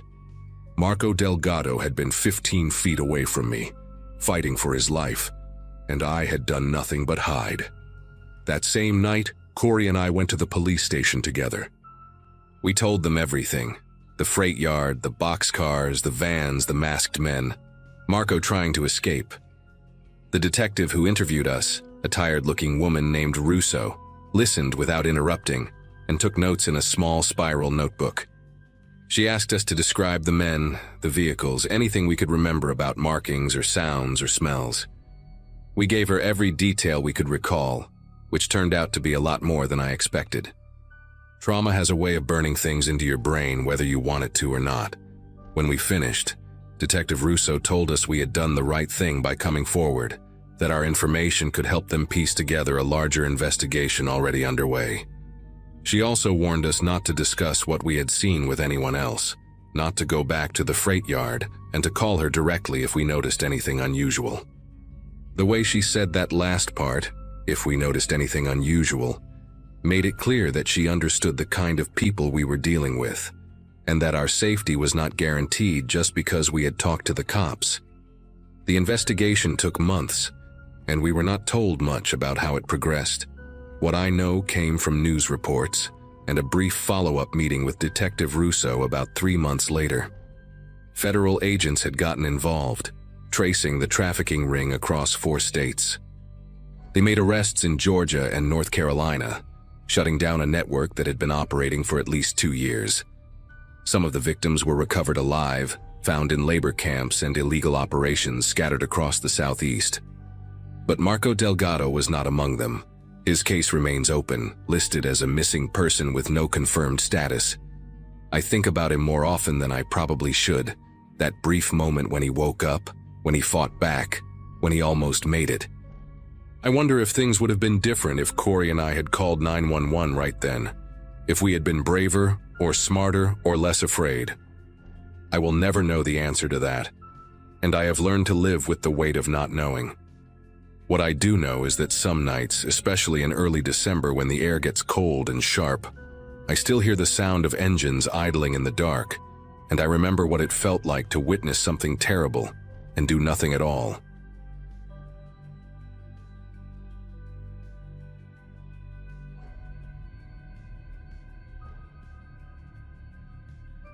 Syracuse gets dark early in winter, and I mean dark. By 4:30 in the afternoon, the sky already looks like someone pulled a curtain over the whole city, streetlights flickering on while most people are still finishing their shifts. I worked at a warehouse distribution center on Lakeview Road, sorting packages and loading trucks until my back screamed for mercy. And every evening I walked 6 blocks to catch the 547 bus on Caldwell Avenue. The stop itself was nothing special, just a metal shelter with a cracked plastic bench, wedged between an abandoned dry cleaner and a storage facility surrounded by chain-link fence. Most of my coworkers had cars, waving goodbye from the parking lot while I zipped up my jacket and started the walk. Having graduated high school back in 2011, I always thought my life would look different by now. But there I was, riding public transit in the freezing cold, saving every dollar for an apartment with radiators that clanked and groaned like something was trapped inside the walls. I first noticed the car on a Wednesday, the first week of that month. A dark blue sedan, older model, maybe a Ford Taurus or something similar, parked across the street from the bus shelter with its engine off. Someone sat behind the wheel, just a shape against the faint glow of a phone screen. I barely registered it at first. People wait and parked cars all the time for 100 different reasons. Picking up family members, killing time, avoiding conversations at home. I checked the transit app on my phone and saw 7 minutes until arrival, so I stamped my feet to keep warm and watched my breath form little clouds that vanished into the cold air. When I looked up again, the silhouette inside the sedan had shifted. The person was no longer looking at their phone. Their head was turned toward the bus shelter, toward me, just sitting there motionless behind the glass. A delivery truck rumbled past and blocked my view for a moment, and when it cleared, nothing had changed. Same car, same figure, same unsettling stillness. I told myself it was nothing, and got on the bus when it arrived, forgetting about the whole thing before I even reached my stop. Thursday came and went without incident, mostly because I had to stay late for inventory, and missed my usual bus by almost an hour. By the time I reached Caldwell Avenue, the street was emptier than usual, the cold keeping everyone indoors, and the sedan was nowhere in sight. I remember feeling relieved without fully understanding why, like some part of my brain had flagged that car as a problem even though I had consciously dismissed it. Friday was different. I left work at my normal time, walked the same 6 blocks, and there it was again. Parked in the exact same spot across the street. Same dark blue sedan, same tinted windows, same figure behind the wheel. This time the engine was running, a thin trail of exhaust curling up into the frozen air, and the headlights were off even though the sun had already set. I stood under the bus shelter and pretended to scroll through my phone, but my eyes kept drifting back to that car. The figure inside did not move, did not check their phone, did not do anything except sit there facing my direction. 5 minutes passed, then 6. I could feel my pulse in my throat, which sounds dramatic, but you have to understand how isolated that bus stop was.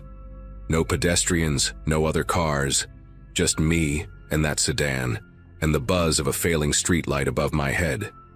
The bus finally arrived and I climbed on fast, tapping my transit card without looking back. I found a seat near the middle and glanced out the window as we pulled away from the curb.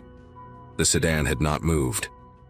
But right before we turned the corner, I saw something that made my chest tight. The driver's side door had cracked open, just a few inches, like whoever was inside had been about to get out. The interior light did not turn on, which meant they had disabled it, and that detail stuck with me for the rest of the night. Why would someone disable their dome light unless they did not want to be seen? I told myself I was being paranoid, that I watched too many crime documentaries, that this was just some random person with a broken car light. But when I got home to my apartment, I locked the deadbolt and the chain, something I had not done in months. I even pushed my small kitchen table against the door, feeling ridiculous the whole time but unable to stop myself. That night I barely slept, staring at the ceiling and listening to the radiator clank, while my mind replayed the image of that door cracking open in the darkness. Saturday and Sunday offered a break from the routine, and I spent most of the weekend convincing myself that I had exaggerated the whole situation. By Monday morning, the fear had faded into something more like embarrassment. I even laughed about it while making coffee, shaking my head at how easily I had let my imagination spiral out of control. Just some guy waiting for someone, probably annoyed that I kept staring at his car like a paranoid freak. I went to work with a lighter mood, joking around with my coworker April during our lunch break, telling her about the creepy sedan as if it were a funny story instead of something that had kept me awake for 2 nights. She laughed and said I had been watching too much true crime, which is exactly what I needed to hear. The day passed quickly, and by the time 5 o'clock rolled around, I had almost completely forgotten about the whole thing. Almost. Because when I stepped outside the warehouse and started walking toward Caldwell Avenue, I felt a small knot form in my stomach, a tension I could not fully explain. The sun was already gone, the sky a deep purple bleeding into black, and the temperature had dropped at least 10 degrees since morning. I saw the sedan before I even reached the bus stop. Same spot, same position, same dark blue paint catching the glow of the distant streetlight. My steps slowed without me deciding to slow them, my body reacting before my brain could catch up. The engine was running again, that thin wisp of exhaust floating up into the cold, and this time I noticed something new. The passenger side window was down about 2 inches, despite the freezing temperature outside. I kept walking because stopping felt worse somehow, like it would confirm that I was afraid, that I had a reason to be afraid. When I reached the shelter, I did not sit on the cracked plastic bench. I stood near the edge closest to the street, positioning myself where I could see the sedan clearly and where the bus would block me from view as soon as it arrived. The figure behind the wheel was there, same as before, just a dark shape that never seemed to move. But then something changed. A sound cut through the quiet, faint but unmistakable. A car door opening. Not all the way, just that initial click and creak of hinges. I looked directly at the sedan and saw the driver's side door push outward a few inches, then stop. Whoever was inside was testing something, maybe checking if I would react, maybe waiting to see if anyone else was around. I pulled out my phone and pretended to make a call, holding it to my ear and speaking to no one on the other end. I said things like, "Yeah, I'm at the bus stop now, and okay, see you in a few minutes," hoping that whoever sat in that sedan would hear me, would think someone was expecting me, would decide I was not worth the risk. The door stayed cracked open the entire time, neither closing nor opening further, and I could feel eyes on me even though I could not see them through the tinted glass.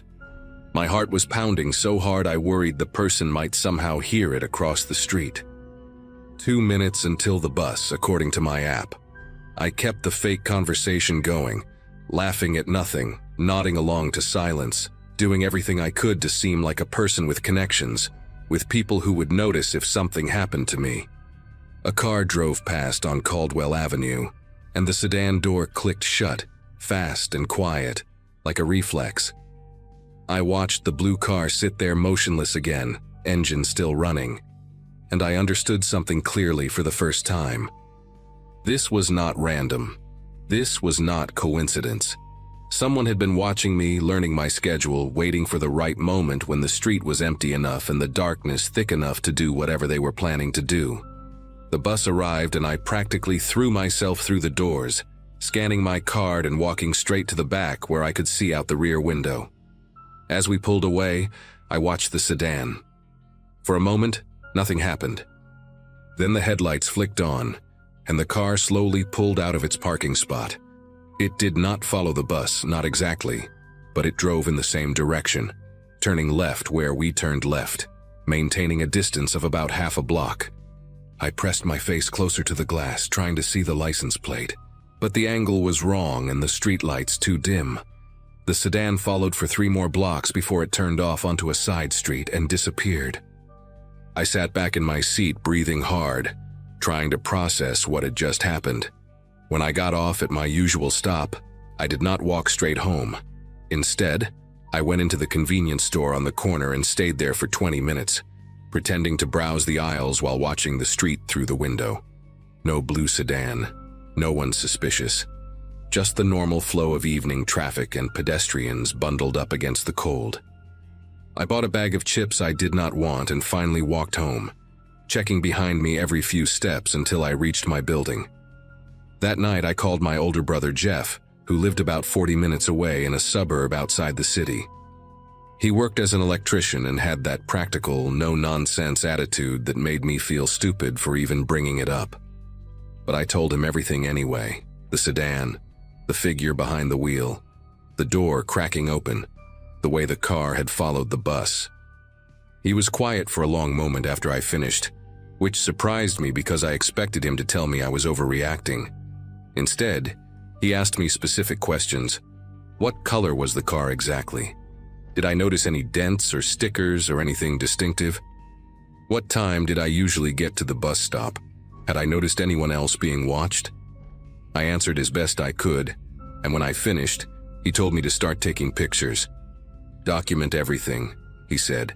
Get the license plate if I could.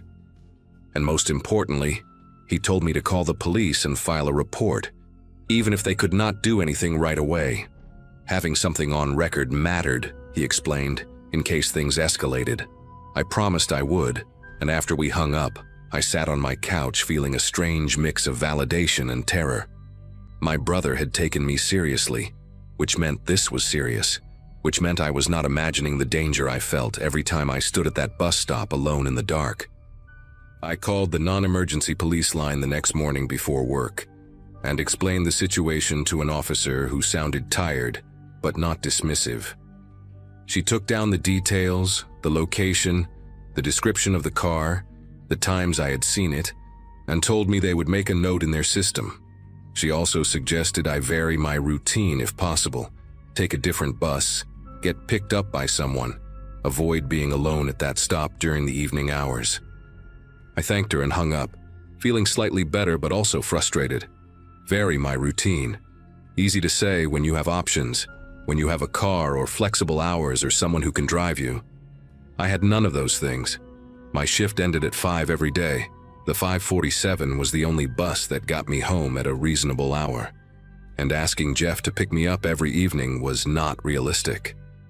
So I went to work, did my job, and when 5 o'clock came, I walked toward Caldwell Avenue with my phone already in my hand, camera app open, heart beating faster with every step. The sedan was there. Same spot, same silence. But this time, I was ready. I raised my phone and took 3 pictures in quick succession, zooming in on the license plate as much as I could without the image turning into a blurry mess. The figure inside the car must have noticed because the sedan suddenly pulled forward, not fast but deliberate, rolling out of the parking spot and down the street away from me. I kept taking pictures as it moved, capturing the rear of the vehicle, the shape of the taillights, anything that might help identify it later. My hands were steady even though everything inside me was screaming.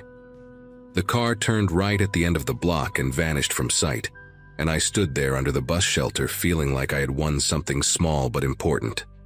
I had proof now. I had evidence that this was real, that someone had been watching me, that I was not crazy. When I got home, I emailed the photos to myself, saved them to my cloud storage, and sent copies to Jeff along with a message explaining what happened. He replied within minutes telling me to send everything to the police as well, which I did. The officer I had spoken to earlier called me back that evening and said they would run the plates and see what came up. She sounded more interested now, more alert, and she asked if I could come into the station the next day to give a formal statement. I agreed without hesitation. Wednesday morning, I went to the police station before my shift and sat across from a detective named Howell, a woman in her 50s with short gray hair and reading glasses that she kept pushing up her nose. She showed me a photograph on her computer screen and asked if I recognized the vehicle. It was the blue sedan, no question, and I told her so immediately. She nodded and then told me something that made the room feel smaller. The car belonged to a man named Ronald Pratt, 47 years old, no permanent address, with a record that included assault, harassment, and a previous arrest for attempted abduction in another state 8 years ago. He had been released on parole 2 years prior and had recently been spotted in multiple locations around the city, always near bus stops, always during the early evening hours when the sun went down and the streets emptied out. I was not his only target, she explained. 3 other people had filed similar reports over the past month, all describing the same car, the same behavior, the same feeling of being watched and tested. The detective thanked me for coming forward and for the photos, which had given them the clearest image of his plates they had received so far. She told me they were actively looking for him now, and she advised me to stay vigilant until they made an arrest. For the next 4 days, Jeff picked me up after work. He would pull into the warehouse parking lot at 5:15, and I would climb into his truck and feel something close to normal for the 20 minutes it took him to drop me home. I hated needing help, hated feeling like I could not handle my own life. But I also knew that pride was not worth dying over. The bus stop on Caldwell Avenue stayed empty those evenings, at least from what I could see as we drove past. No blue sedan, no figure watching from behind tinted glass. Maybe Pratt had moved on to another part of the city. Maybe he knew the police were closing in and decided to lay low. I checked the local news obsessively, scrolling through articles on my phone during lunch breaks and before bed, waiting for something, anything that would tell me this nightmare was over. On Sunday night, I finally found it. A short article buried in the crime section reported that a man had been arrested near a bus stop on the east side of Syracuse after a witness called 911 to report suspicious behavior. The suspect, identified as Ronald Pratt, was taken into custody without incident and was being held on multiple charges including stalking, harassment, and violation of parole. The article mentioned that police believed he was connected to a string of incidents targeting individuals at isolated transit stops throughout the city during the early weeks of December.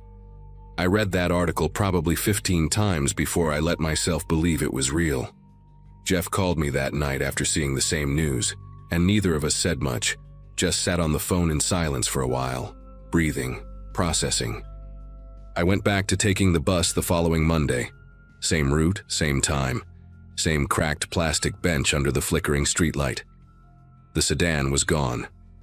The parking spot across the street sat empty, just a patch of asphalt where something terrible had almost happened but did not.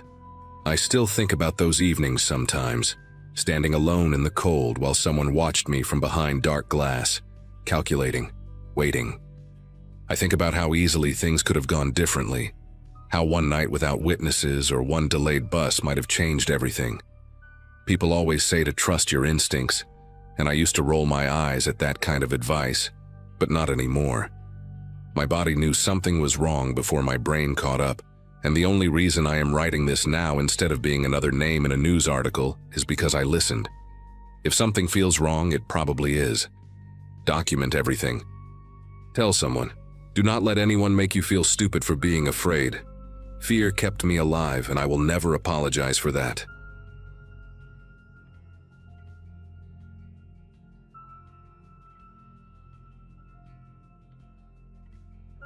Divorce has a way of making you crave silence. After 18 months of lawyers, arguments, and dividing everything from furniture to friendships, the idea of spending Christmas week completely alone felt less like loneliness and more like a reward. My co-worker Denise practically begged me to join her church potluck, and my landlord even mentioned a community dinner at the recreation center, but I turned down every invitation without a second thought.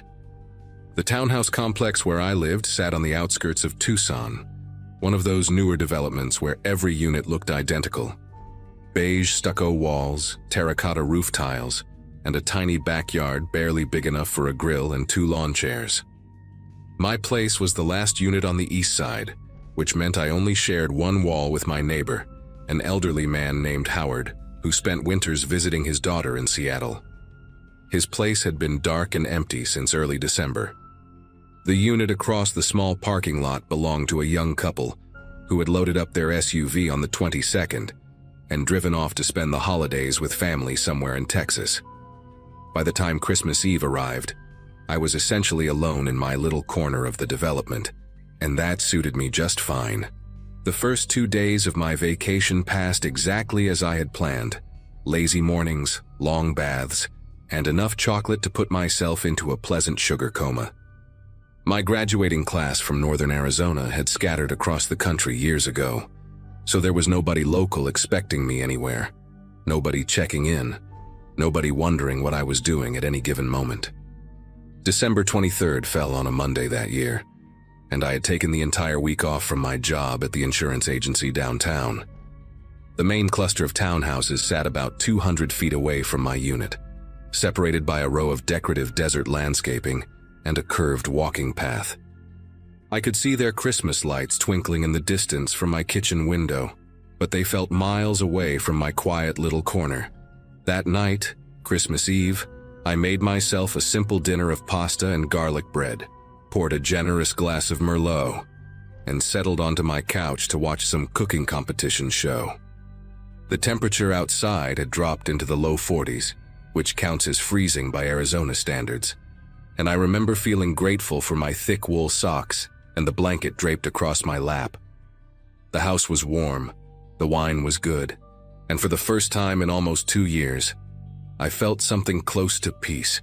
The cooking show had just ended, and I was debating whether to open a second bottle of wine or call it an early night when I noticed the living room get slightly darker.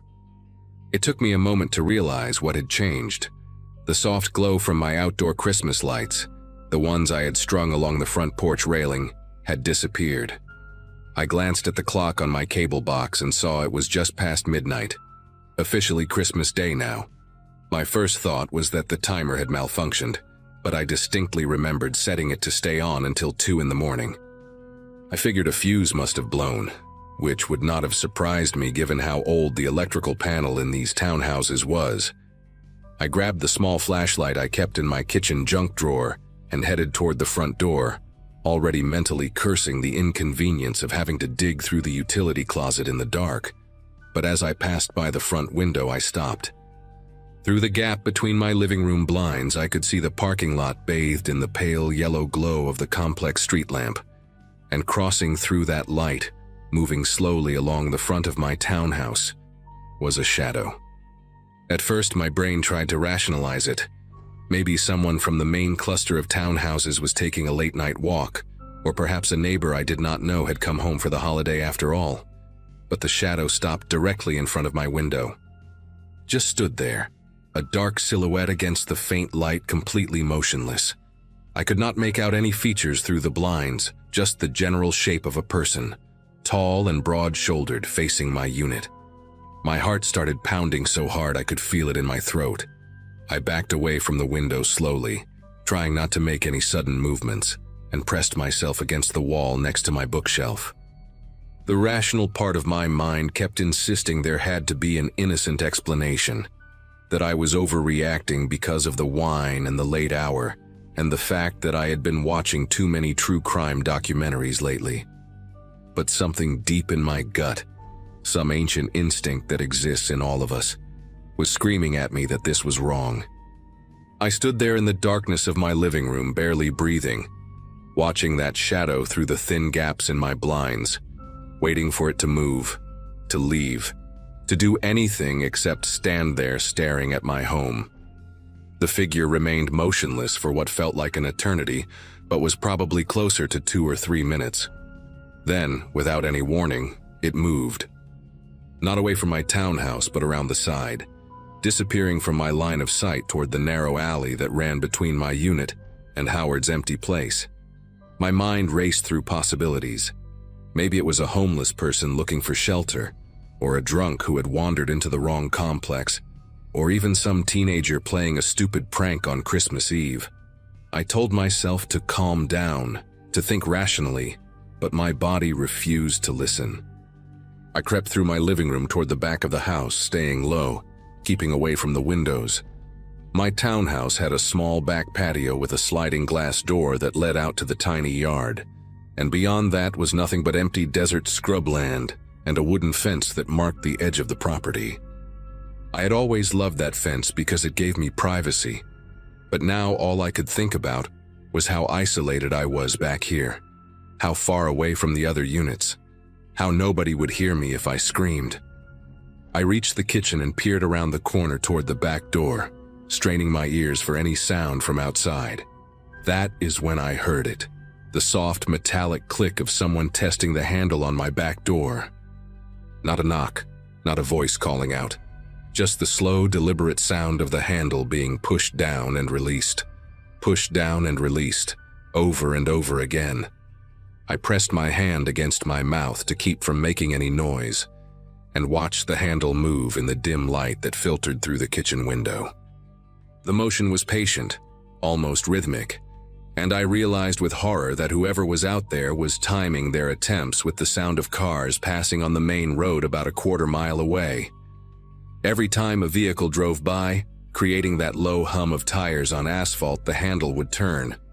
They were using the noise to mask what they were doing, which meant this was not some confused stranger or random drunk. This was someone who had thought about this, planned this, someone who knew exactly what they were doing. My phone was on the coffee table in the living room, and the distance between me and that phone felt like miles.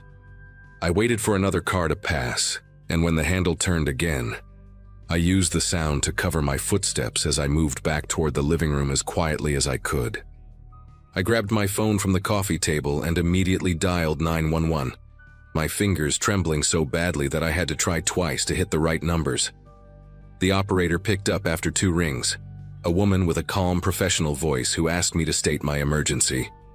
I whispered as quietly as I could, telling her someone was trying to break into my house, giving her my address, explaining that I was alone. She asked me to stay on the line and assured me that officers were being dispatched, but then her voice changed. It dropped lower, more urgent, and she told me something that made my entire body go cold. She said she needed me to stay very quiet because there was background noise on my call, breathing, heavy and close, like someone was listening in on another line. For a moment I did not understand what she meant. I only had one phone, a cell phone, and I was the only person in the house. Then the realization hit me like a punch to the chest. Whoever was outside had somehow accessed my call, was somehow hearing everything I was saying to the dispatcher. The operator whispered for me to move to the most secure room in my house and barricade the door, to not say another word, to just listen for the sirens. I ended the call against her instructions because I could not stand the thought of that breathing on the line, of him hearing my location, my fear, everything. I ran to my bedroom at the back of the townhouse and locked the door behind me, then dragged my heavy wooden dresser in front of it with a strength I did not know I possessed. My bedroom had one window that faced the backyard, and I made sure the blinds were completely shut before I crouched down in the corner between my bed and the closet. The silence in the house was suffocating. I strained to hear any sound, footsteps, the handle turning again, glass breaking, but there was nothing. Just the distant hum of the occasional car on the main road and the pounding of my own heartbeat in my ears. Minutes passed, each one stretching into what felt like hours. I kept checking my phone, watching the time crawl forward, wondering how long it would take for the police to arrive in this remote corner of the city on Christmas morning. Then I heard something that nearly stopped my heart, a scraping sound, slow and deliberate, coming from the front of the house. It was not the sound of someone trying to force a door open. It was lighter, more controlled, like metal against wood. The scraping continued for maybe 30 seconds, then stopped, then started again, then stopped. The pattern repeated 3 or 4 times before everything went silent once more. I sat in that corner, arms wrapped around my knees, praying for the sound of sirens. The sirens came about 12 minutes after I had hung up, though it felt like I had aged a decade in that time. I heard the cars pull into the complex, saw the faint flash of red and blue lights through my bedroom blinds, and finally allowed myself to breathe. There were voices outside, loud and authoritative, calling out commands and announcing their presence. I stayed in my room until I heard a knock on my front door, and a man identifying himself as Officer Hartley with the Tucson Police Department. Even then, I made him slide his badge under my bedroom door before I would move the dresser and come out. He was a tall man in his 50s, with a gray mustache and kind eyes that immediately made me feel safer. His partner, a younger woman named Reeves, was outside examining the perimeter of my townhouse with a flashlight. Officer Hartley sat me down on my couch and asked me to walk him through everything that had happened, and I told him all of it. The lights going out, the shadow at my window, the handle turning in rhythm with the passing cars, the breathing on the phone line. He listened without interrupting, taking notes in a small leather pad, his expression growing more serious with each detail I shared. Officer Reeves came inside a few minutes later, and the look on her face told me she had found something.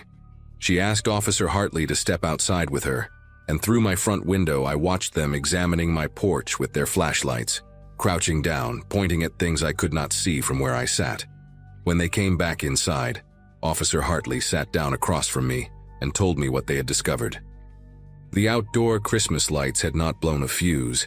Someone had deliberately unscrewed the bulbs, carefully enough that none of them were broken, just loosened in their sockets so they would not turn on. Along the doorframe of my back door, they had found fresh scratch marks in the wood, deep grooves that suggested someone had been trying to pry the door open with some kind of tool, maybe a flathead screwdriver or a crowbar. The scraping sound I had heard from my bedroom was likely the same person working on my front door. Officer Reeves said the marks were methodical, not frantic, which indicated someone who knew what they were doing and was taking their time. They asked me if I had any enemies, any ex-partners who might want to harm me, anyone who had been bothering me recently. I thought of my ex-husband immediately, but he had moved to Chicago 8 months ago and had no reason to come back. The officers stayed with me for over an hour, taking photographs of the damage, dusting for fingerprints and canvassing the empty units nearby for any sign of the intruder. They found footprints in the soft dirt behind my backyard fence, size 11 work boots based on the tread pattern, leading out into the desert scrubland and disappearing about 50 yards from my property. Whoever it was had parked somewhere out there in the darkness, walked in on foot, and vanished the same way when the sirens approached. Officer Hartley explained that this kind of behavior, the careful planning, the timing with traffic noise, the methodical approach to entry, suggested someone who had done this before. He did not say the word serial, but I could see it in his eyes, the way he and Reeves exchanged glances when they thought I was not looking. They offered to have a patrol car sit outside my complex for the rest of the night, and I accepted without hesitation. Before they left, Officer Reeves pulled me aside and said something that has stayed with me ever since. She said I was lucky that I had noticed the lights going out. Lucky that I had looked through the blinds at that exact moment. Lucky that I had called when I did. She said most people in my situation would have just gone to check the fuse box outside, would have walked right out their front door into the darkness without a second thought. The implication was clear. If I had done that, I might not be standing here talking to her. I did not sleep that night, or the next night, or the one after that. I stayed with Denise from work for the rest of the holiday week, too terrified to set foot in my townhouse alone. In January, I broke my lease and moved to a gated apartment complex on the other side of the city, closer to downtown, where there were people and lights and noise at all hours. The police never caught whoever was outside my home that Christmas Eve. They found a partial fingerprint on one of the loosened light bulbs, but it did not match anyone in their database. Officer Hartley called me a few times over the following months to check in, and during one of those calls, he mentioned that there had been 2 similar incidents in the area over the past year, both involving women living alone in isolated units, both occurring late at night, both showing the same methodical approach to entry. In neither case had the intruder actually gotten inside. He said they had a theory that whoever this was enjoyed the hunt more than the capture, that watching the fear, testing the doors, hearing the panic in a 911 call might be the entire point. I still think about that sometimes, about the fact that he might have been listening to me beg for help, breathing into my phone, savoring every trembling word. I installed a security system in my new apartment, bought a baseball bat that I keep next to my bed, and I never, ever spend a holiday alone anymore. Some lessons you only need to learn once.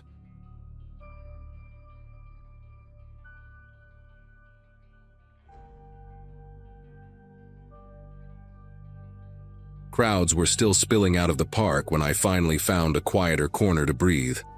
My friends had already peeled off with their partners, and I just wanted to get home and get my shoes off. I remember feeling that mix of post-fireworks buzz and exhaustion, the kind that makes everything feel slightly unreal, but not in a bad way. I opened my rideshare app, saw the wait time, and leaned against a metal barricade that someone had half-crushed earlier in the night. The air still smelled like burnt powder and kettle corn, and people were laughing, stumbling, calling out to each other as they tried to reconnect in the chaos. I was sober, just tired, and trying to shake off the leftover adrenaline from the fireworks. My driver's car was listed as a charcoal sedan, pretty common, so I kept checking the little GPS dot creeping closer. A few minutes passed before a charcoal sedan rolled up to the curb with its window halfway down. The driver leaned over and called my name, calmly, like he'd said it 1,000 times. That threw me off more than anything, because I hadn't even seen him clearly yet. He had a baseball cap pulled low, and the streetlights were doing that annoying strobe effect as people walked in front of us, blocking the glow every few seconds. I glanced at the car, same color, same make, and for a second I almost opened the door, but something nudged me to double-check the plate. It was close, incredibly close, but the last digit wasn't right. 1 number off. Not a typo off, like a completely different digit. I asked him about it, trying to keep my voice casual. His reaction snapped something inside me. Instead of just correcting me or explaining, he sighed loudly and waved me toward the door like I was being dramatic. He muttered something about the street being a disaster, and how he couldn't sit here all night, and his tone carried this irritated edge that felt too personal for someone I'd never met. People were squeezing past us, brushing against my shoulders, and the noise around me felt heavier suddenly. Not louder, just harder to filter. I took 1 step back, then another, and his expression shifted in this way I can only describe as annoyed that I wasn't cooperating with whatever script he thought I was following. He tapped the door impatiently and told me to get in unless I wanted to be stuck there another hour. Before I could even answer, another charcoal sedan rolled up behind him and idled. This driver rolled his window down and called my name too, but his voice matched the one on the app's profile clip. He held up his phone, screen glowing with my ride details. The first driver looked into his mirror, then shot me this sharp look, like I'd inconvenienced him on purpose. Without another word, he jerked the wheel and sped off, headlights off, slipping through the crowd in a way no sober person would ever attempt. A couple walking nearby jumped out of the way, shouting after him, but he didn't slow down. He just disappeared into the mess of brake lights and drifting smoke like he'd practiced that exit 100 times. I got into the real car, still trying to process how close I'd come to stepping into the wrong one. My actual driver, a guy named Marcus, kept glancing at me in the mirror with this concerned look, the kind you give someone who's clearly rattled but trying not to make a scene. He asked if everything was all right, and I told him what happened in a short, jumbled version. The moment I mentioned the missing digit on the plate, he tightened his grip on the steering wheel. He said other passengers earlier in the night had mentioned cars lingering near pickup zones, matching descriptions almost perfectly. Same make, same color, sometimes even the same aftermarket decals. Hearing that made my whole body tense up. The streets were choked with people leaving the fireworks, and every minute we crawled forward gave me more space in my head to replay the man's tone, the way he said my name with too much familiarity, like he'd practiced it. By the time we cleared the traffic and merged into quieter blocks, the excitement of the holiday felt like it belonged to a different day entirely. I kept checking the rear window even when I knew logically he wasn't behind us. Marcus tried to lighten the mood by talking about his plans to quit driving after the holiday rush, but even he couldn't hide how uneasy he seemed. At one point he said something that stuck with me. If someone's going through all that trouble to mimic a ride, they're not doing it for anything good. The thought of that made my throat tighten. I rolled down the window a crack to get some cold air, but even the breeze didn't help settle my nerves. Every charcoal sedan we passed made my chest tighten like I was seeing the same car again and again. When we reached my street, Marcus didn't pull away right after dropping me off. He waited until I was through the gate of my building before waving goodbye, something drivers almost never do anymore. Inside my apartment, the silence felt heavier than usual. My neighbors were still out celebrating, so the hallway was empty, and every little creak sounded too sharp. I put on water for tea just to have some noise, but even that didn't stop the jittery feeling running through me. My phone buzzed with a safety notification from the rideshare app, asking if I'd arrived safely. I clicked yes, then hesitated, staring at the little customer support icon. Part of me felt ridiculous reporting something that hadn't technically happened, but the other part kept replaying the man's impatient tone and how quickly he tore off once the real car arrived. Eventually, I hit the report button and typed everything out. I didn't expect much, maybe a generic response, but a few minutes later my phone rang with a number I didn't recognize. It was a woman from the company's safety team asking if she could ask a few follow-up questions. Her voice was steady, but there was a seriousness underneath it that made me sit down. She confirmed that the car I described didn't match any registered driver in the area. Worse, 2 other riders had called earlier about similar incidents, though in their cases the fake drivers bailed before anyone could confront them. Hearing that made my palms go damp in an instant. The woman gently suggested I contact the police because the behavior matched a pattern they'd been alerted to. I called the non-emergency line because I didn't want to blow things out of proportion.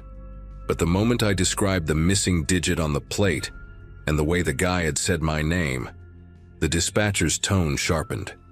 She transferred me to an officer who asked for every detail I could remember.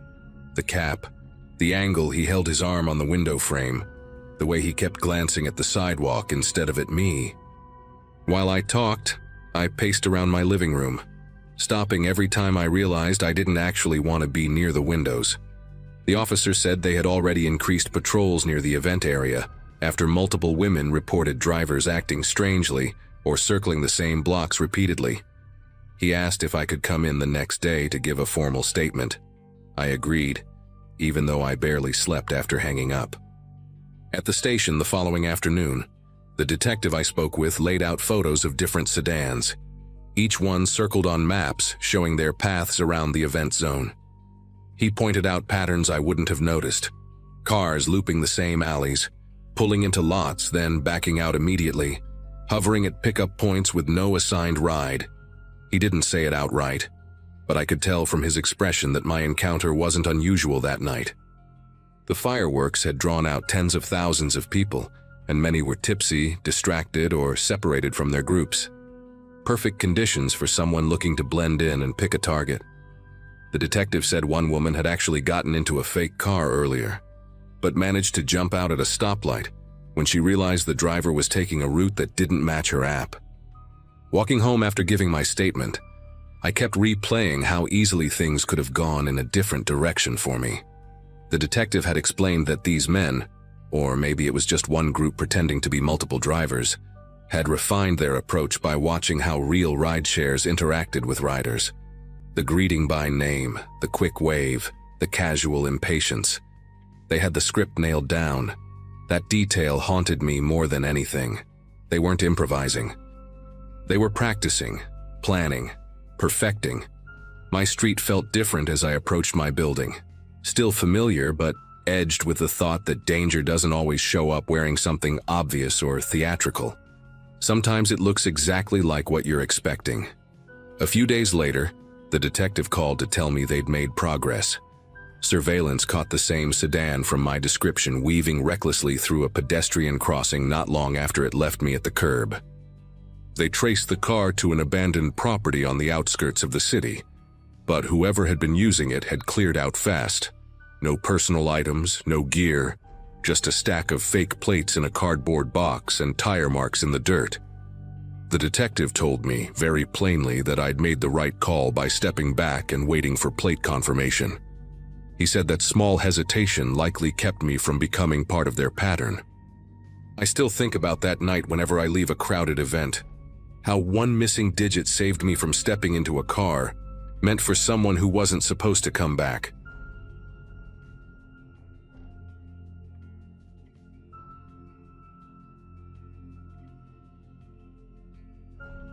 Staying home alone that December felt strange from the start, mostly because the house always felt louder when it was just me. My wife and kids had flown out 2 days earlier to visit her parents, and I stayed behind because of work. I remember thinking that the place seemed bigger without them, like the walls carried every little sound a bit too clearly. That night, the temperature had dropped fast, and the air inside felt sharper than usual, even with the heater running. I'd gone to bed later than I should have, scrolling through old photos of the kids decorating the tree the week before. Nothing felt out of the ordinary when I finally drifted off. Just the usual quiet of a cold night settling in around me. Sometime deep in the night, a noise pulled me out of sleep. A steady series of crunches, the kind snow makes when someone heavy walks across it. At first I brushed it off as a deer or maybe a stray dog wandering near the yard. But it kept going, slow and deliberate, like whatever was out there wasn't just passing by. I sat up in the dark, listening, and the rhythm of the steps felt too purposeful to ignore. The sound moved closer to my bedroom window, not rushing, not stopping, just approaching like someone who knew exactly where they were going. I grabbed my phone and opened the porch camera feed out of habit, expecting to catch a glimpse of whatever it was. Instead of the usual grainy view of the front steps, the screen showed nothing but a cloudy blur, like the lens had been smeared with something thick. Not fog, not condensation, something that looked dragged across the glass by fingertips. That was the moment my chest tightened in a way I hadn't felt since the night my son wandered out of bed with a fever years ago. I got up quietly and moved through the hallway, every floorboard sounding louder than it ever had. The wind had kicked up outside, brushing frost against the siding, but beneath it I could still make out faint shifts in the snow.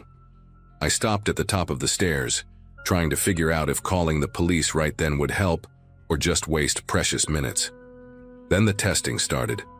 A soft push against the kitchen window followed by a faint rattle of the latch. Whoever it was took their time, moving from one ground floor window to the next, as if checking them off a list. I could hear the faint scrape of a gloved hand sliding along the glass before each attempt. The pattern was so methodical it made my mouth go dry. I backed into the hallway, keeping the phone against my ear as I finally dialed 911, whispering to the operator while trying not to make any noise that might give away where I was. The minutes stretched, each sound downstairs feeling like it was happening right beside me, and all I could do was wait for help while the intruder circled the house like they had all night to spare.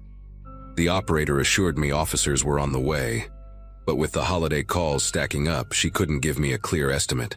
I stayed crouched at the top of the stairs, listening as the intruder reached the sunroom windows. That one had an old metal frame, and the sound of the person pressing against it carried through the entire house. The way they moved made it feel like they'd studied the layout beforehand, lingering longer at the windows that were easier to unlatch, barely tapping the ones I always kept locked tight. At one point, the movement paused long enough that I thought maybe they'd left, but then a soft thump came from directly beneath me, right by the basement hatch that opened to the backyard. I felt a dull ache pulse through my arms as I pressed myself against the wall, trying to steady my breathing. When the person finally reached the back door, the handle gave a slow metallic creak, as if they were testing how much pressure it would take before it snapped. I kept replaying the smeared camera lens in my head, realizing whoever this was had gotten close enough, calm enough, to touch the camera without fear of being recorded. Every couple of seconds, the intruder stepped away from the door only to return for another attempt, like they were trying to match their movements with passing gusts of wind. The absurd part is that I kept glancing at the thermostat across the room, watching the temperature drop inside the house as if it could tell me how close the person was. I sent my wife a quick text saying everything was fine, even though the last thing I felt was fine. Eventually, the footsteps drifted toward the front of the house again, but this time slower, heavier, like the person wanted me to hear them. They brushed past the living room window, their shadow crossing the faint glow from the street lamp. I couldn't make out the shape clearly, but it was tall, broader than any of my neighbors, and moving with a steadiness that made my throat tighten. Right then, a loud crack sounded outside, not from my house, but from farther up the street. Maybe someone set off a firework, or maybe ice snapped on a branch. Whatever it was, it made the person outside stop. I held my breath and waited for the next sound, but it never came. Instead, the footsteps faded, disappearing into the snow as if they'd simply dissolved into the night. By the time the officers arrived, the house had gone silent again. I met them at the door, trying to explain everything while they swept the yard with their flashlights. The beam caught a full trail of footprints circling the entire property, looping around the porch, the windows, even the garage door. The strangest part was how the tracks ended. They didn't trail off naturally or fade into the distance. They stopped abruptly at the edge of the road, right beside tire marks that cut a deep line through the frozen slush. One of the officers pointed out how clean the prints looked, like the person had been standing there for a long time before walking up to the house. The idea that someone had parked there watching me, hours before even taking a step toward the yard, made my mouth go dry. The officers did one last sweep around the property before heading back to their cruiser, leaving me with their card and a reminder to lock everything down tight. After they pulled away, the house felt colder than before, the kind of cold that sinks into the carpet and settles in the corners. I walked room to room, checking every window again, noticing tiny details I hadn't paid attention to earlier. A faint circle on the glass where a gloved thumb must have pressed. A thin line of melted snow on the inside of the back door frame. Somehow, those small traces felt worse than the noises themselves. They proved the person was confident enough to get right up against the house without hesitating, like they'd been there before, or at least practiced getting close. Sleeping that night wasn't an option. I sat on the couch with the living room lamp on, staring at the faded smear on the porch camera feed as it slowly cleared in the cold. The more I thought about it, the more it bothered me that the camera wasn't smashed or disabled. It was just covered. Someone wanted me blinded, but not alerted. I kept imagining a hand reaching toward the lens, palm first, moving slowly enough for the warmth of the skin to leave streaks across the glass. Maybe they wiped it clean on their clothing afterward. Maybe they didn't care if I saw their handprint. Either way, the idea of someone being inches from my face, separated only by a tiny camera, made it impossible to shake the uneasy buzzing beneath my ribs. When the sun finally came up, I stepped outside to take a better look at the footprints before they disappeared under fresh snowfall. The pattern confirmed exactly what the officers had said. The tracks circled the house in one long, looping trail, doubling back at certain windows like the person had returned to them more than once. What shook me most was how deep the prints were near the porch camera. Whoever stood there had lingered long enough to compress the snow down to a hard, icy ring. The tire marks on the road were still visible too. They ran parallel to the property, stopping right at the point where the tracks began, like the car had been sitting there for hours with a perfect view of my bedroom and living room windows. Since that night, nothing else has happened, and no one was ever identified. The police chalked it up to someone trying random houses because of the holiday travel season, but that explanation doesn't sit right with me. The person outside wasn't guessing. They moved with intention, checking the exact points where my house was most vulnerable. I replaced the camera the next day, added more lights, reinforced the basement hatch. But the thing that sticks with me most is the quiet moment when the footsteps paused directly beneath my bedroom. It felt like they were listening. Maybe for me, maybe for movement, maybe for something I'll never understand. The only comfort I've found since then is that they left after that single night. And for reasons I hope never to learn, they didn't decide to come back.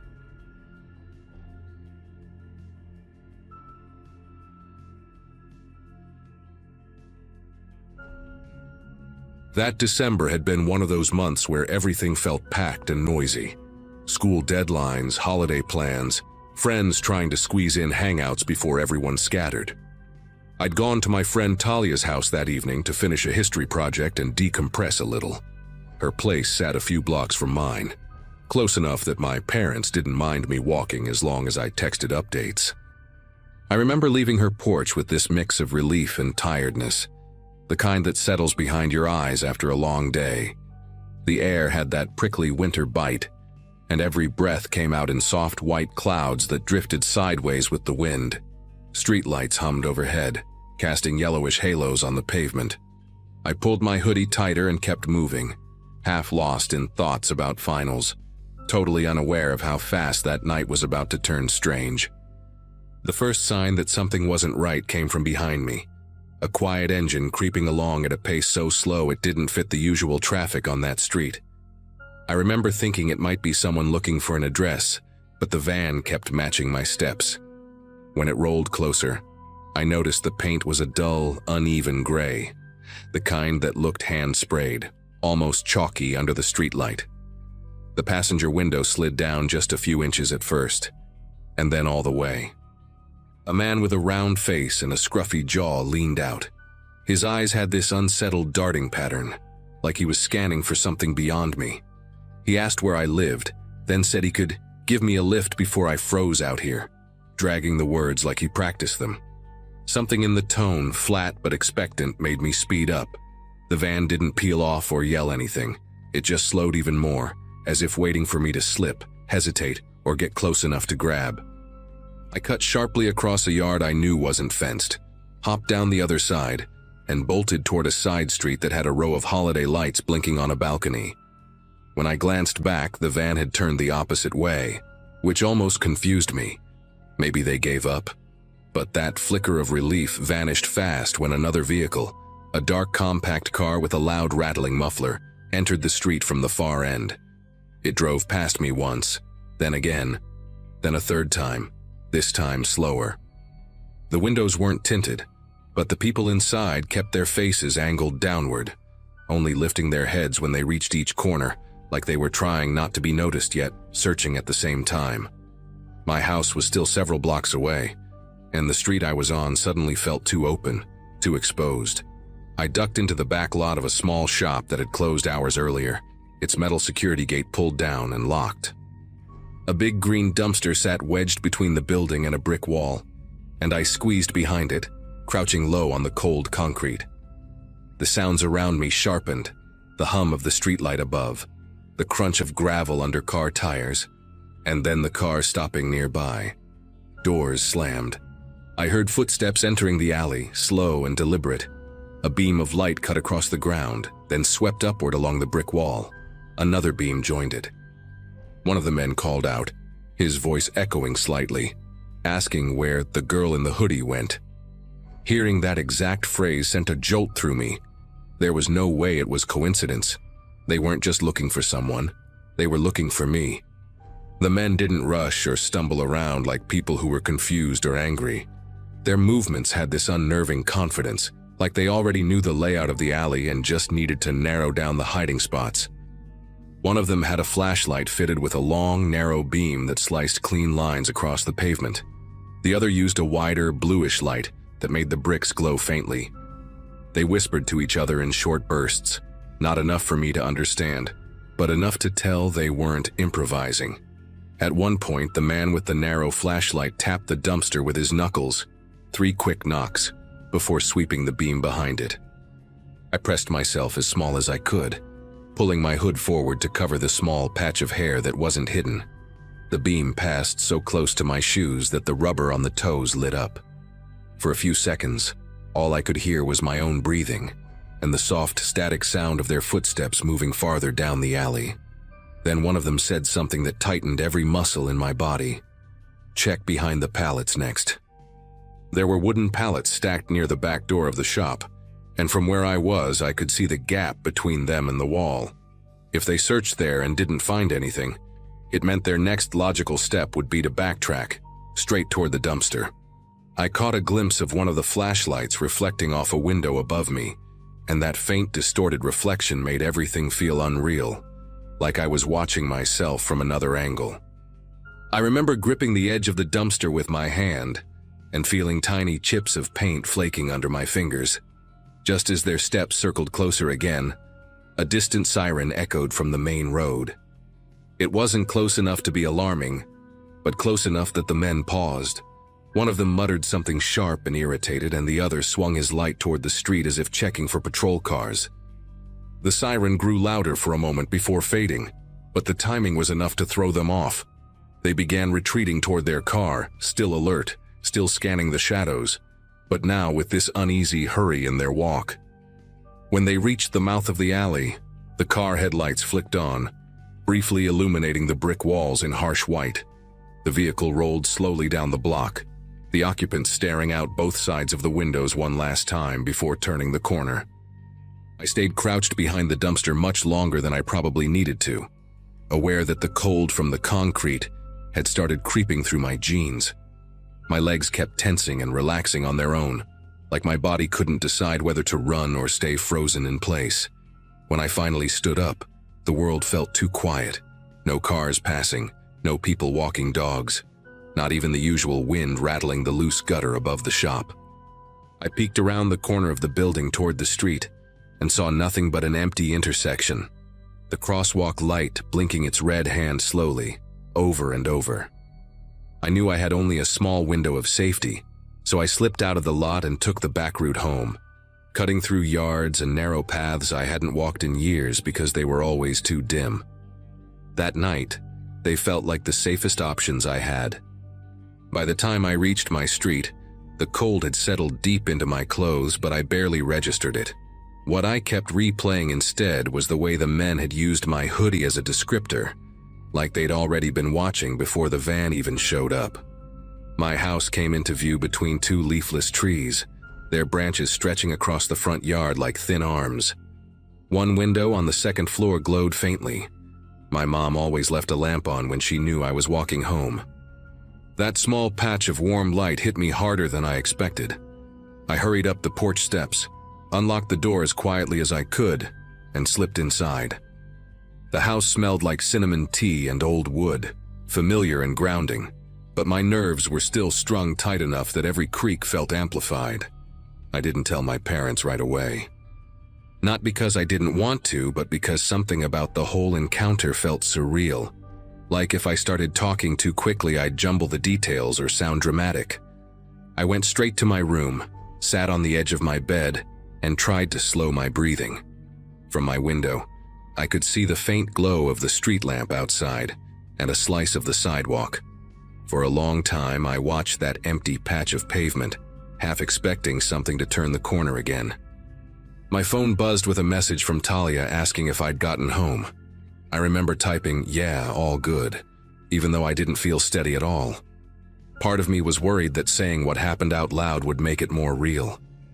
The next morning, the local news ran a segment that made everything snap into place. A reporter stood outside a shopping center decorated with plastic reindeer and garlands, talking about an investigation into an organized group targeting young women walking alone after dark. They mentioned unmarked vans, mismatched license plates, multiple coordinated vehicles, and suspects using holiday crowds and early sunsets as cover. I sat on the couch staring at the screen while the reporter listed streets only a few blocks from where I'd been the night before. When she said law enforcement had disrupted part of the operation, but were looking for more individuals who fled, a chill threaded through me. Not the dramatic kind, but the quiet understanding that the men searching that alley hadn't been random predators. They were part of something bigger, something deliberate. Later that day, I finally told my parents everything. My mom listened with this silent intensity, her hand covering her mouth. My dad kept asking for small details, positions of cars, which direction the van came from, how many voices I heard, like he could reconstruct the entire night if he gathered enough pieces. They contacted the police, who took the report seriously, but admitted they were already overwhelmed with similar tips. Still, an officer assured us they had patrols circling the area more frequently. For weeks afterward, I stuck to well-lit routes, refused to walk alone after dark, and avoided the alley behind the shop entirely. Even now, years later, when I hear a slow vehicle crawling along a quiet street, something in me tightens for a moment before logic catches up. I never learned who those men were or how long they'd been watching the neighborhood, but I know this much. If I hadn't trusted that first flicker of instinct, I might not have made it home at all.